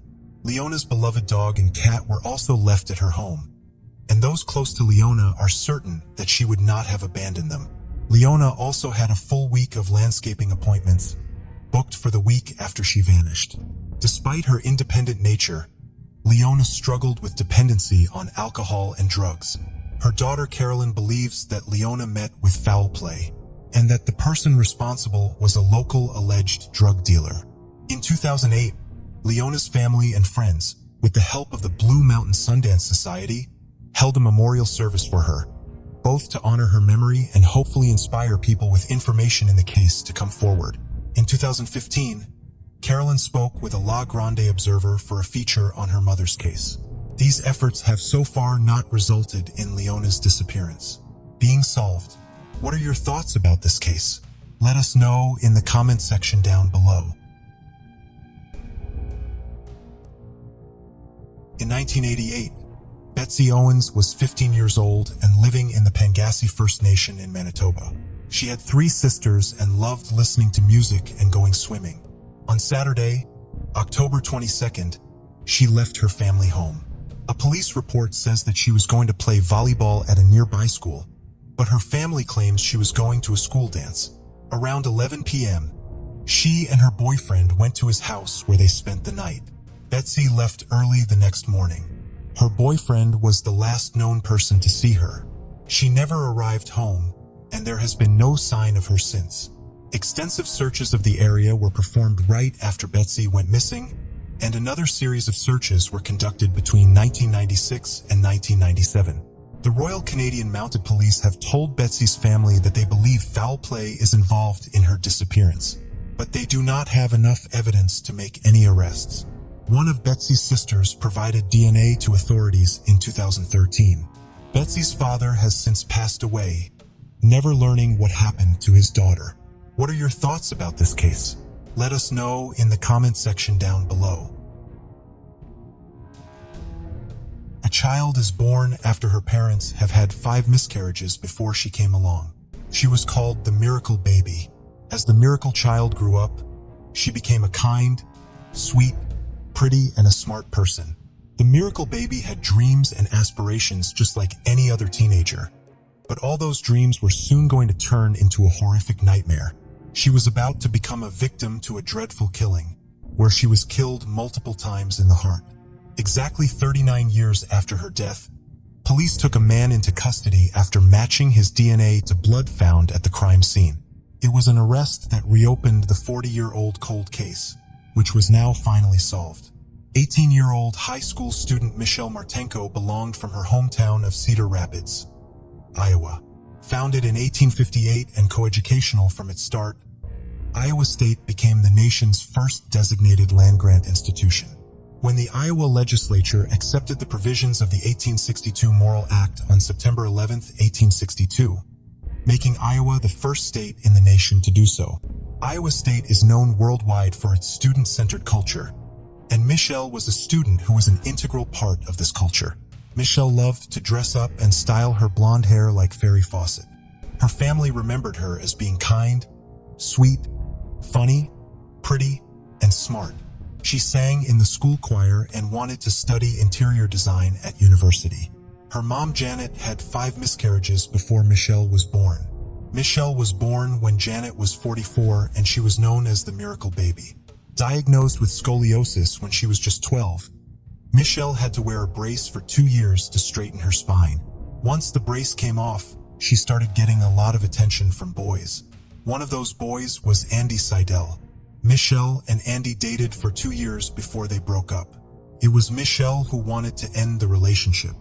She later dated another boy called Mike Myrick. Before we proceed, I've got an exciting surprise for you. We've launched a brand new channel dedicated to intriguing content such as old historical mysteries, cold cases, and particularly chilling horror stories perfect for bedtime. Drop a comment letting us know if you're a fan of horror stories or not. You can find the link in the description below. Let's find out who will be the first to explore it. Alright, let's dive back into the video. But Andy wasn't prepared for her to move on. After they broke up, Andy wanted to know her every move. Who was she dating? Why was she dating that particular person? And everything else that concerned absolutely anything about her. On December 19th, 1979, Michelle had gone to a choir for an Avir celebration, and then onto the mall in her hometown of Cedar Rapids, Iowa, to buy a coat. At the mall, she bumped into a few of her friends from school, as well as Andy. Andy had allegedly gone to the mall to buy Michelle a Christmas present. To Andy, Michelle seemed very happy. Curtis Thomas, another boy who knew Michelle, saw her leave the mall just before closing time. "I remember her smile," he said, "the goodbye smile." After leaving the mall, she walked to the family car, which she had left in a dark corner of the parking lot. She turned on the engine to warm it up and sat there for a minute. Then someone opened the door, pushed her over 29 times. One of the stabbings to her chest penetrated her aorta, and she bled to death in the car. When Michelle didn't arrive home that night, her family started to worry. Michelle's friend, Jane Hansen, remembered getting a call from Michelle's mother, Janet, who sounded frantic. 5 days before Christmas, at around 4 a.m. on the morning of December 20th, police found Michelle's body in the family car, which was still in the parking lot. She was lying on the passenger side floor.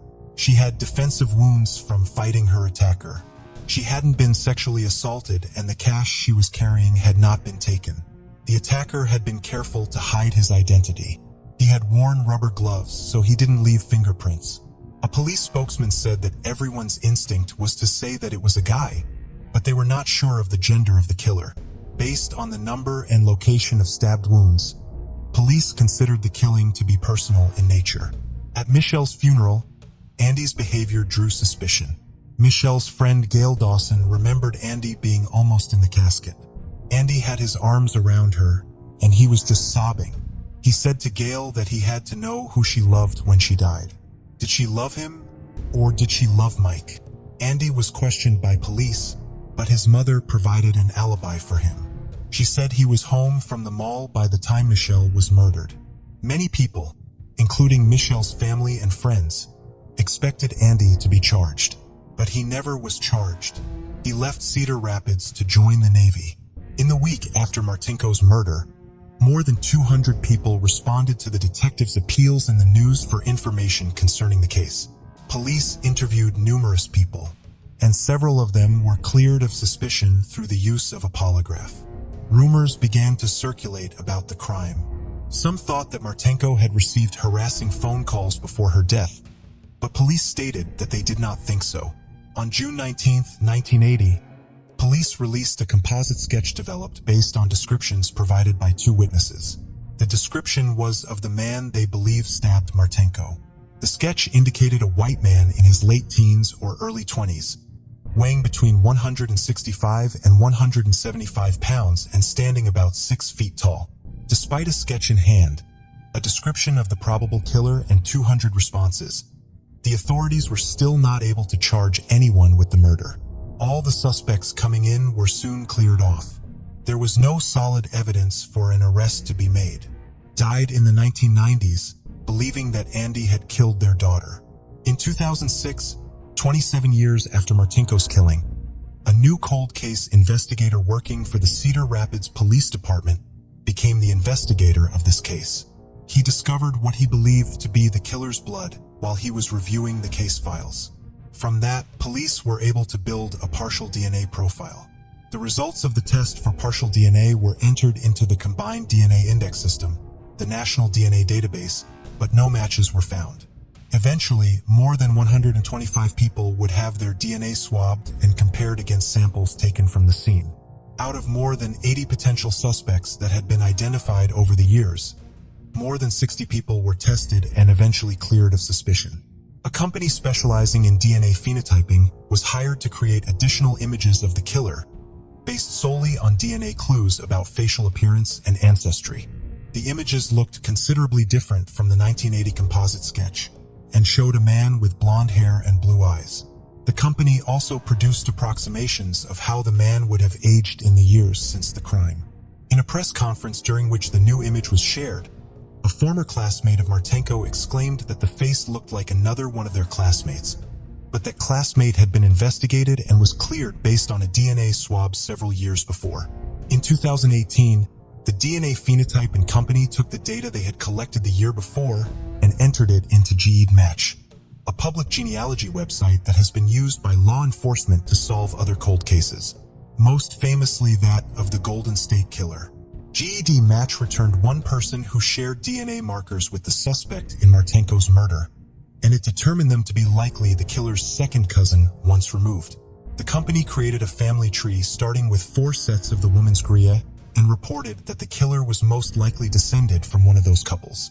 An investigator with the Cedar Rapids Police Department contacted DNA-tested members of 2 of the branches of the family tree and eliminated those branches as containing the killer. He then contacted a member of a 3rd branch, and a DNA test determined that they were first cousins with the killer.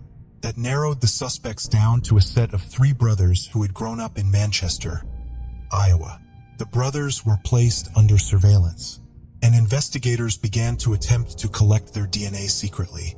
On October 29, 2018, an investigator observed one of the brothers, Jerry Lynn Burns, drink multiple sodas using a plastic straw. When Burns disposed of the straw, the investigator collected it and tested it for DNA. Tests eliminated the other 2 brothers as suspects, but the DNA from Burns' straw matched the blood found on Martinko's clothing.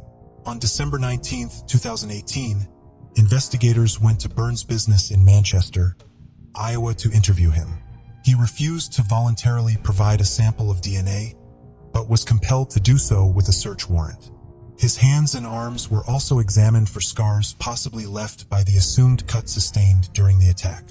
Burns maintained that he did not know Martinko and was not there when she died. It's a homicide that happened at Westdale Mall. Michelle Martinko, is that something you've ever heard of? Yeah. Although an investigator later testified that Burns did not specifically deny killing Martinko, he was not able to provide an explanation for why his DNA would have been present at the crime scene. Burns showed almost no emotion during the interview, even when he was eventually told that he was being arrested. When asked if he had killed someone that night in 1979, Burns repeatedly told investigators to test his DNA. When the DNA sample was tested, it matched a blood sample found at the crime scene. On December 19, 2018, exactly 39 years after Martinko's murder, Burns was arrested and charged with first-degree murder. He entered a plea of not guilty. His trial was originally scheduled for October 14, 2019, but in September, the defense requested a delay in order to gather more evidence and interview witnesses. The defense also requested the trial to be moved out to Lynn County. The prosecution did not resist either request, and the trial was rescheduled for February 10, 2020 in Scott County. The murder trial began on February 12, 2020. The prosecution emphasized the unlikelihood of the DNA evidence matching someone other than the person who left it at the scene.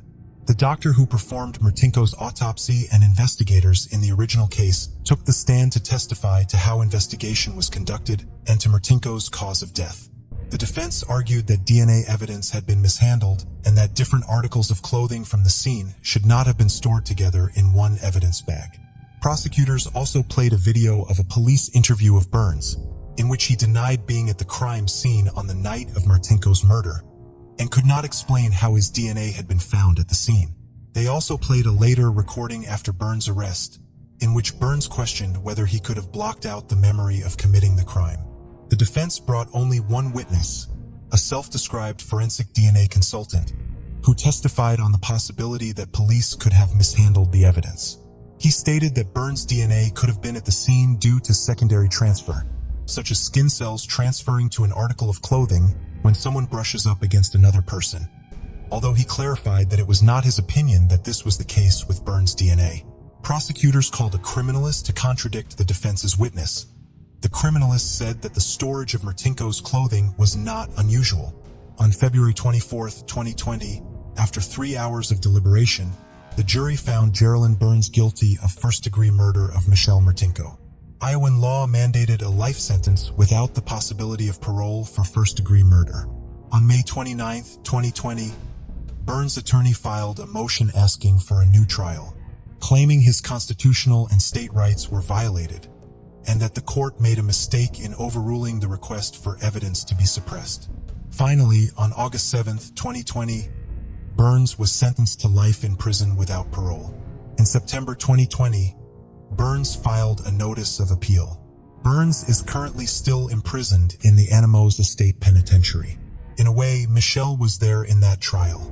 She was there because she fought so hard, and she struggled, and she fought so hard that she caused the killer to cut himself. And with that cut, he left his blood. And with that blood, he left his DNA, which solved the mystery. What do you guys think? Was it Michelle who finally helped the detectives to solve the case of her own murder? What are your thoughts about this case? Let us know in the comment section down below. The blue-colored family of Kentucky history can tell us a lot about human beings.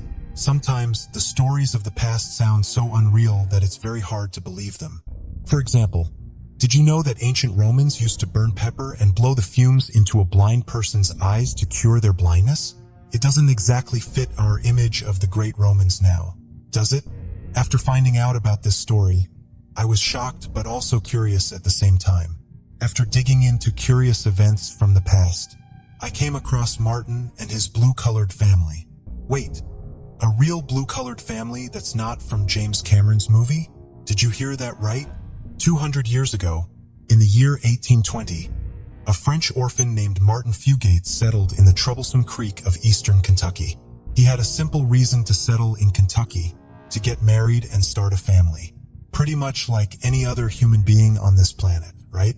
But there's a slight twist in the story. Fugate wasn't like the other people in this area, or even on this planet for that matter. He had a rare genetic condition due to which his skin color was a striking indigo blue. Despite his condition, Fugate found a match with a woman whose name was Elizabeth Smith. Even Elizabeth was described as being as pale as the mountain laurel that blooms every spring around the creek hollows. Nonetheless, Fugate and Elizabeth got married. In the 19th century, they wouldn't have any idea but what genes were. But little did they know that they both carried a recessive gene which caused a blood disorder called methemoglobinemia, because of which their skin color was extremely pale or even blue. After marriage, Fugate and Elizabeth had 7 kids, out of which the skin color of 4 of them was blue. The localities around them started calling them Blue Fugates. The locality in which the Blue Fugates were staying was a very rural and isolated region where even basic infrastructure like proper roads were lacking, like much of the world in the 1980s. Now, in modern times, it's safe to guess that these localities were extremely backward, both in terms of infrastructure and thinking. And with all this backwardness, imagine someone spotting a blue family. Although there weren't many people staying in their locality, it still made life tough for them. And even among those families, some were Lisbeth's own relatives. And for the other families to see a blue family every day, it was very weird and abnormal. And for this reason, they started ignoring and isolating the Fugate family. They were scared that if any of their family members happened to marry any member of the Fugate family, then the gene would get transferred to them and their future children would be the color blue. This belief was scientifically correct in hindsight, and nobody interacted with the Fugates. But the Fugates couldn't spend their life in isolation. So they decided that they'll start inbreeding. Inbreeding at the time wasn't very surprising or taboo, because people at the time would often happen to marry their cousins. This was perfectly acceptable because it wasn't easy for the family to find suitors, but it also made sure that the family property would stay within the family. But there's a definite downside of inbreeding. Inbred humans often carry mental and physical disorders. And the same happened with the Fugates. Because of inbreeding, the Met-age gene was preserved in their family and their lineage went on for a long, long time. As time passed, the descendants of the Fugate family started settling in other places as well, and they were even accepted in different states, after which people started viewing them as normal individuals. And because of this, it became possible for them to marry outside their family with members who did not share their genes. Now, I've said Met-age gene so many times that you might be confused. What is this condition? Methemoglobinemia is a rare condition which happens because of the overproduction of methemoglobinemia in the body. Because of its overproduction, the body tissues don't receive the required amount of oxygen, because of which the skin color eventually becomes blue. Usually, this condition is hereditary or happens because of the consumption of a specific food item or medicine. In many cases, both parents might not even be suffering from this condition and would have perfectly normal skin. What they still might carry the gene. But in the case of the Fugits, they not only had the recessive gene present in them, but one of them was also actively suffering from the condition. As a result, the chances of their children inheriting the condition became much, much higher. Initially, after looking at the Fugits, people used to think that they're the victim of some sort of illness. However, they were living a very normal and healthy lifestyle, except for the fact that their skin was blue. They showed no other symptoms of any kind of illness. But the story changed in our current times when Patrick and Rachel Ritchie, individuals with the same condition, thought it would be right to take the help of Dr. Madison Cowan. Hematologist Dr. Madison Cowan and his nurse Ruth Pendergrass were known for their immense contribution in the field of metaglobinemia. Their research was very significant in understanding the root cause of this condition and taking preventative action. After studying Patrick and Rachel, they compiled their whole family tree. In 1964, they said their detailed study that the blue color and pigmentation of the skin of the Fugits can disappear if methylene blue is injected into them. This blue dye could allegedly cancel out the blue blood and convert it to red. But convincing the Fugits to inject the blue dye wasn't an easy task. The Fugits had become very comfortable with the color of their skin. But because Patrick and Rachel had volunteered for their research, they decided to get this blue dye injected into them. What happened after taking this injection left everyone stunned. In just a few minutes after the injection, Patrick's skin color went from blue to pink. However, after that, it was known that the effect of the injection wears off as soon as the sufferer urinates. This is because the blue dye wasn't capable of fixing the enzyme deficiency that they had. So the solution that looked permanent was found to be very momentary. Dr. Cowan found one more fix through this experiment. He made a bunch of methylene blue pills for the family to consume every day. Meanwhile, Dr. Cowan and his nurse Ruth got to know through their study and research that before Martin Fugate and Elizabeth Smith, there were two more people who had this gene present in them. Because of this, modern-day experts and researchers still have debates and disagreements. Methemoglobinemia patients are necessarily the descendants of the Fugits family. Dr. Ilu Tafari, who himself is a hematologist, says that he almost never sees a patient with it today. It's a disease that one learns about in medical school, and it's infrequent enough to be on every exam in hematology. It also exemplifies the intersection between disease and society and the danger of misinformation and stigmatization. In the 1970s in Kentucky, the last Fugate was born. Benjamin Stacy was the last UGA to have blue skin, and he lived a healthy life.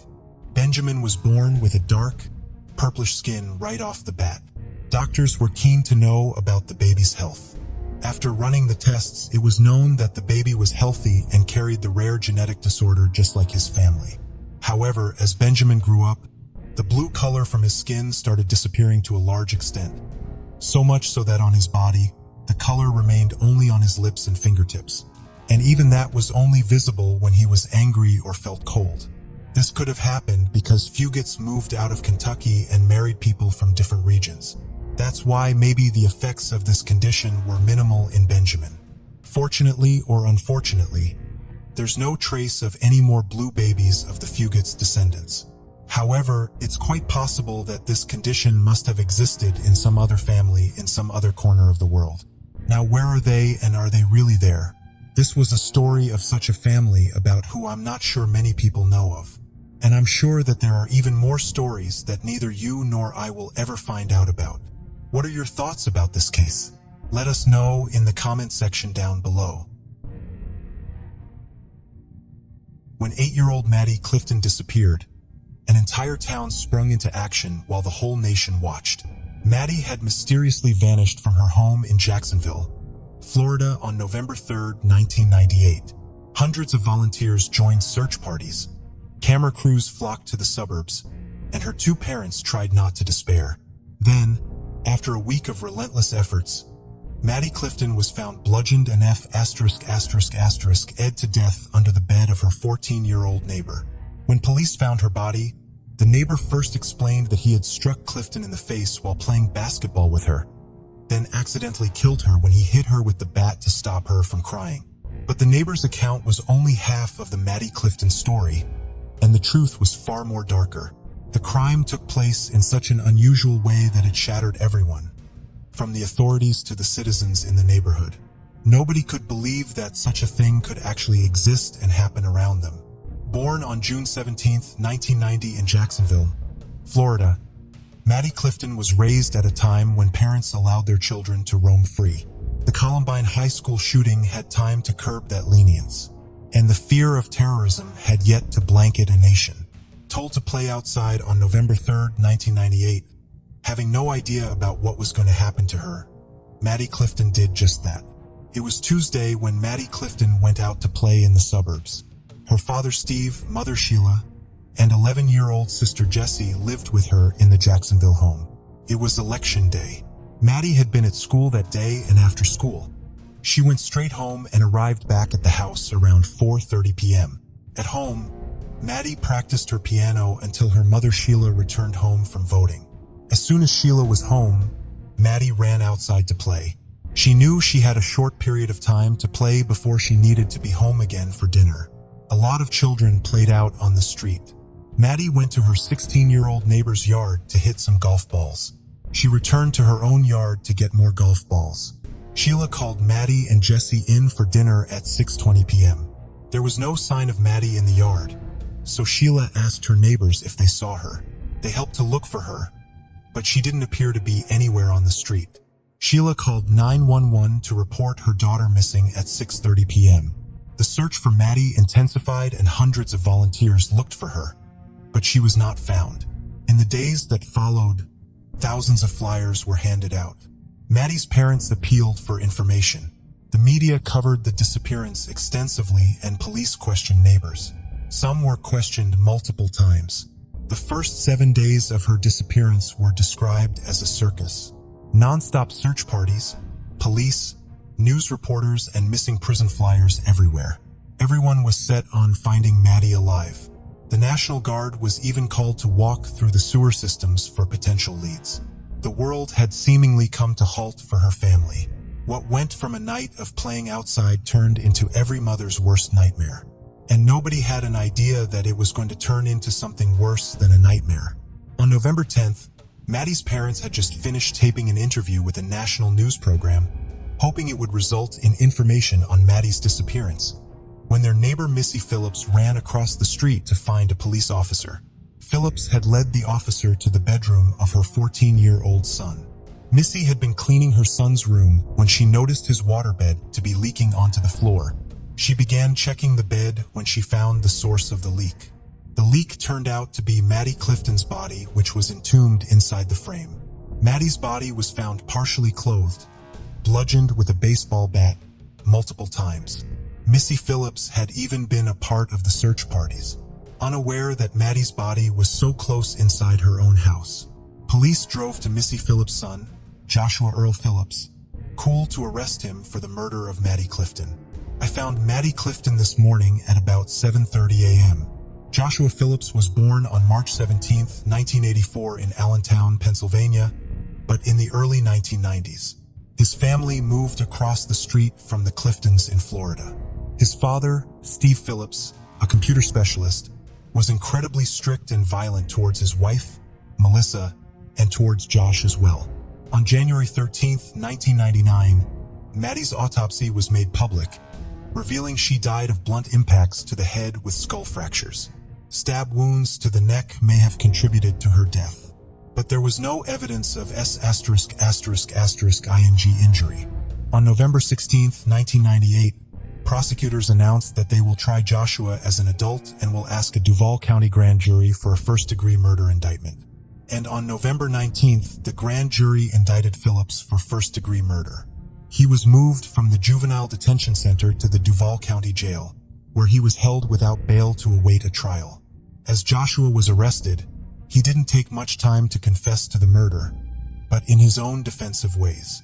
He confessed that he blended in with the rest of Maddie's searchers, although he could barely contain his harrowing secret. Only he knew where Maddie Clifton was, in his room and under his bed.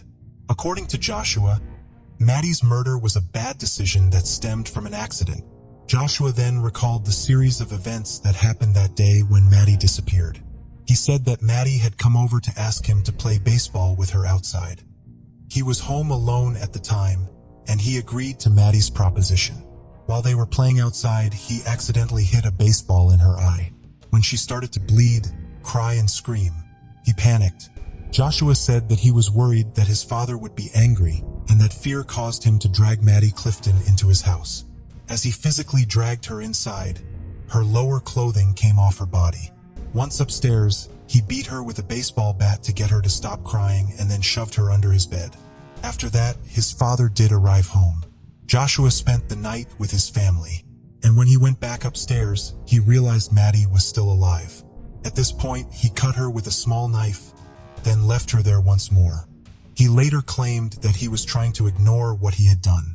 "That was my defense for everything as a kid. If something was wrong, ignore it. It will go away," said Josh in his statement. But this did not simply go away though. On July 6, 1999, the trial for Maddie Clifton's murder started. Attorney Richard D. Nichols defended Joshua Phillips.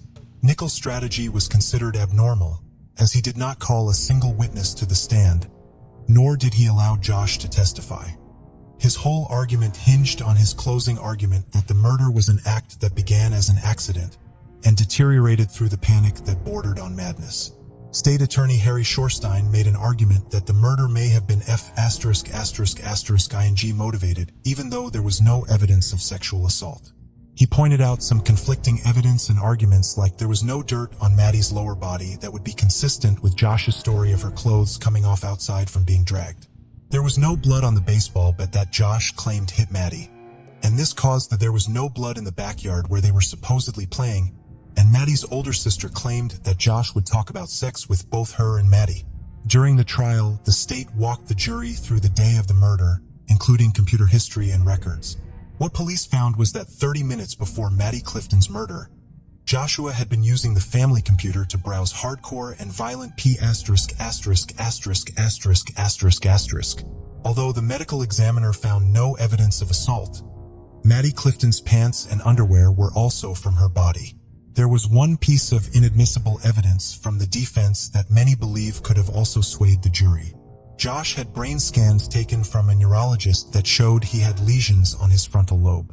These lesions were in a spot that could, in theory, impair his judgment and induced panic and high stress. However, the judge did not allow that evidence to be weighed in the jury's decision.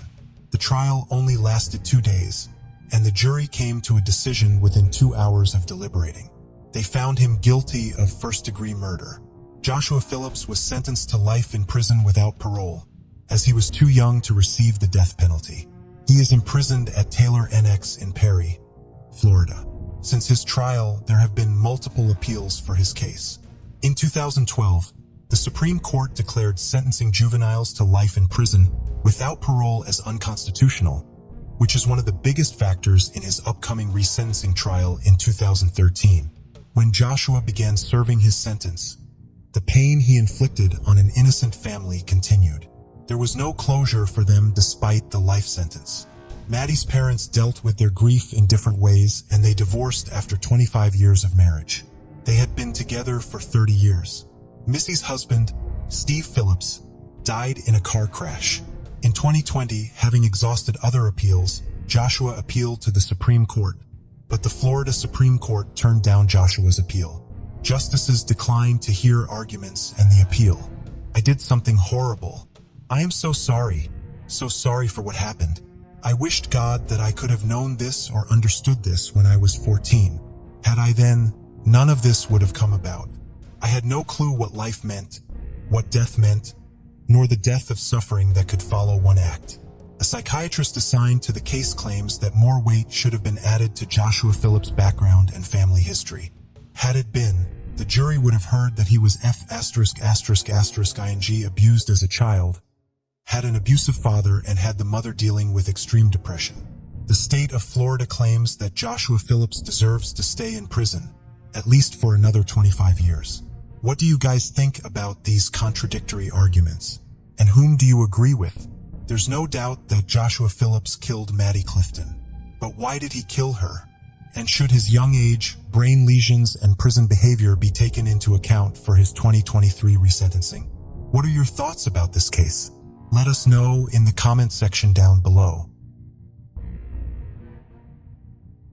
One night, a husband would come home to his wife sleeping. He would go ahead and kiss her, but to his scary fortunes, the husband would find out that he actually kissed his dead wife. Today, we bring you to the forefront of a cold case from Iowa that gained national attraction due to the nature of its events that unfolded. It is hard to imagine that even a family can be torn apart to an extent that they end up pointing fingers and accusing each other of murder. As the person who was convicted for the killing was revealed to be the son of the victim, this case turned out to be highly sensational and controversial in its own ways. This case was riddled with accusations, backstories, and a lot of money. Shirley Carter was born on June 10, 1947 in Des Moines, Iowa. She was the daughter of a shoemaker. She married Bill Carter in 1963. The couple farmed together in the Pleasantville area. The two also had 3 children, after which Shirley took on the role of a mother, along with helping Bill in his work. Eventually, as their children grew up and got married, she also became a grandmother.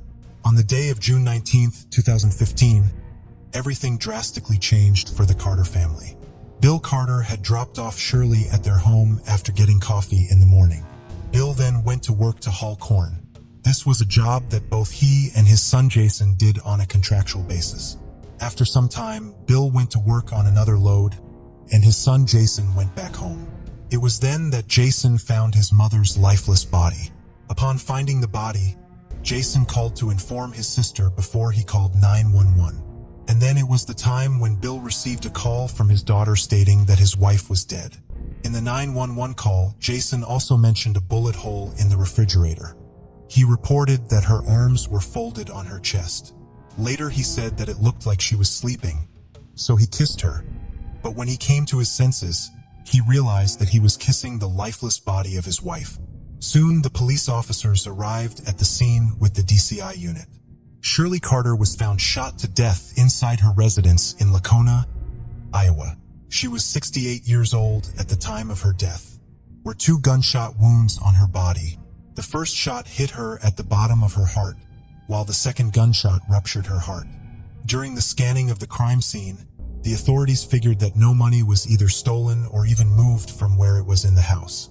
This made them believe strongly in the possibility of the involvement of a familiar person in the murder. Police officers were now more akin to assume that it could have been someone with a personal vendetta. There were several investigators who teamed up to solve this case. They chased several leads to bring the case to justice. They were sure of the involvement of a closely related person to the Carter family, but the question was who that person was. Was it Bill, Shirley's beloved husband? Was it Shirley's daughter? Or was it Jason, Shirley's own son? Soon the authorities were going to come across a probable motive that involved one of them. The investigation is where most things broke loose in this case. The Carter family, which seemingly had no problems when looked at from the outside, soon erupted with accusations against each other. Bill Carter claimed to be in immense frustration and grief. During this time, he attempted suicide 2 times, but could not get himself across the line to death. He then decided to take matters into his own hands by hiring an attorney and a private investigator. This investigation led him to file a wrongful death suit against his son, Jason Carter. Though Jason Carter was regarded as a suspect by the police officers, there were still no arrests made. Found out that Jason had several reasons for getting Shirley Carter killed. Jason had some ongoing financial troubles for which he was desperate to find solutions, and he had an alleged mistress who Shirley Carter got to know about recently. Jason Carter was also the next in line to inherit the farm. All of this made Bill Carter resolute in his belief that Jason had killed his mother. Bill also accused the law enforcement of not doing the investigation thoroughly. As Bill pushed with his claim against Jason, the trial of Jason for the wrongful death civil lawsuit began in 2017. The Marion County jury favored Bill Carter's claim and stated that Jason Carter would have to pay $10 million. Just 2 days after the civil verdict, Jason was charged and arrested for first-degree murder, and there began a series of accusations pointing fingers seeking justice in higher courts and tricky criminal trials. In 2019, the case had a criminal trial in which Jason Carter was proved not guilty of his mother's murder. Since then, Jason Carter has focused on multiple attempts to overturn the civil verdict. Jason had argued that his father was responsible for shooting Shirley in the kitchen of their rural Lacona home. But even after this accusation, the jurors had their inclination towards Bill Carter's claim and they sided with him. On the other hand, Jason Carter's attorney, Allison Kane, claimed that the jury would never have reached the conclusion against Jason if they had heard about the new evidence that he claimed to know. Kane claimed that his team had a series of interviews that essentially contained the story, which implicates the Falwell brothers as having shot Shirley Carter. Kane filed a 46-page petition asking a judge to throw out the civil judgment. The petition gave new details about Joel and John Falwell, brothers who had a history of criminal drug charges in Marion County. A Marion County jail inmate allegedly told the authorities that the brothers confessed to him that they had killed Shirley Carter. He claimed that the Falwell brothers, along with Matt Kamerick, were burglarizing the home when Shirley Carter spooked them, so they shot her twice. Defense attorneys said that they just learned about the possible suspects because the Division of Criminal Investigation is required to turn over all its investigative files before the criminal trial. If the criminal trial had gone first, we would have had access to all this evidence that we would have been able to use in the civil trial, Kane said in Jason's defense.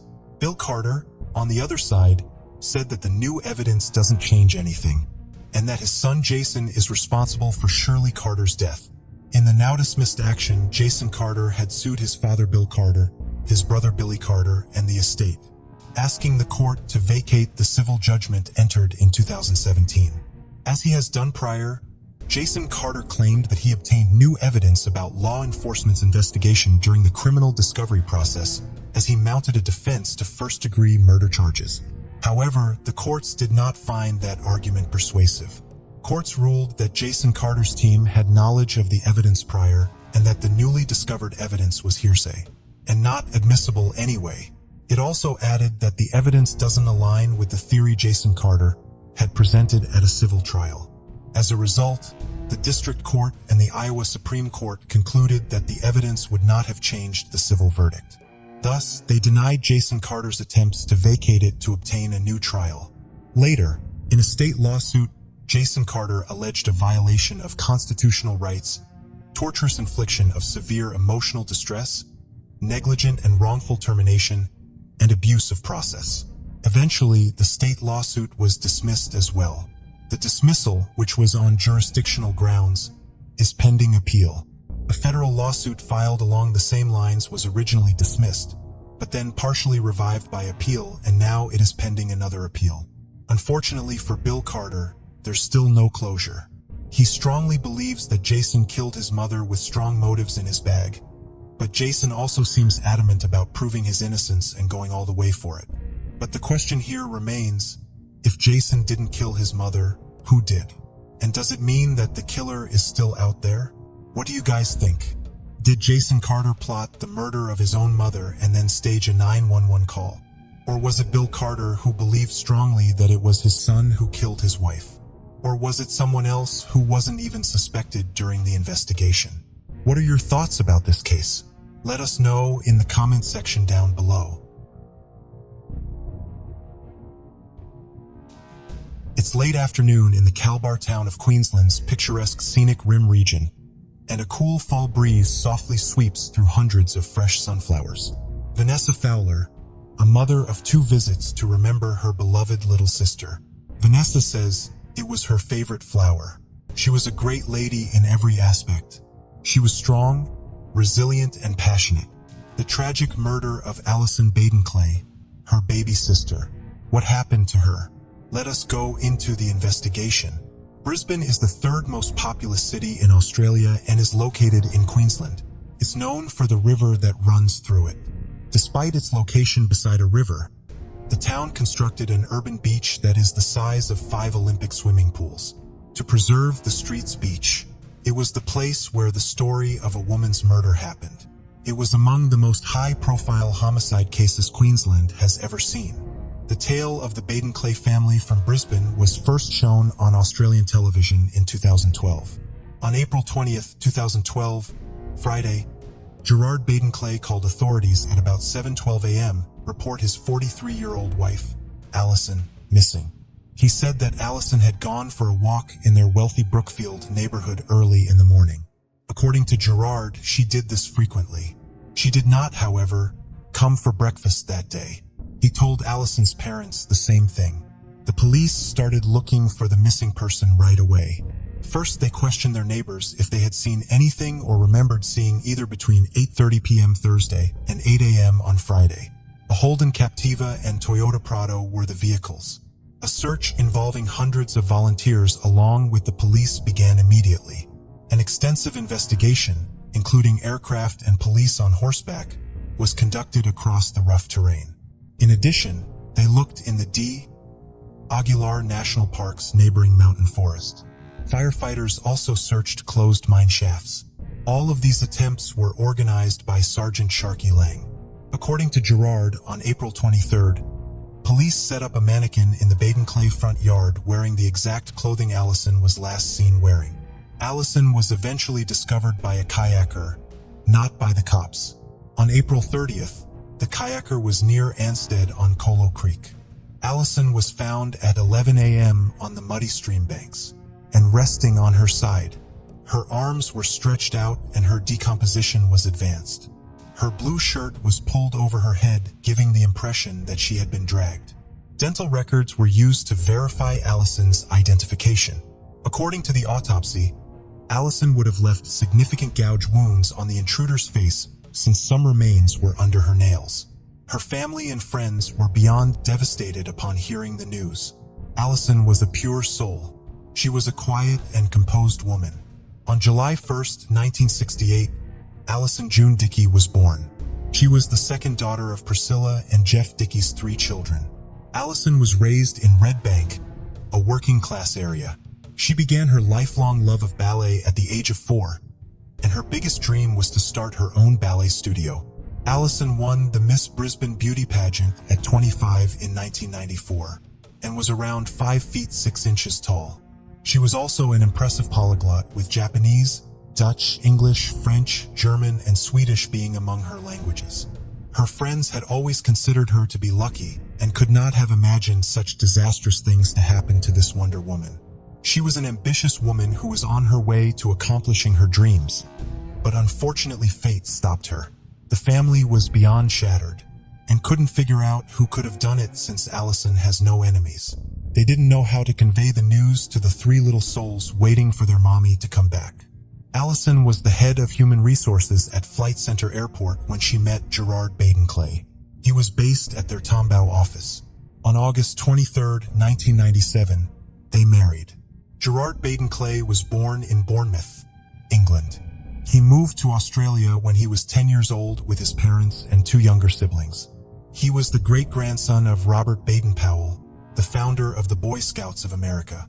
Gerard is around 6 feet tall, with a medium body and short brown hair.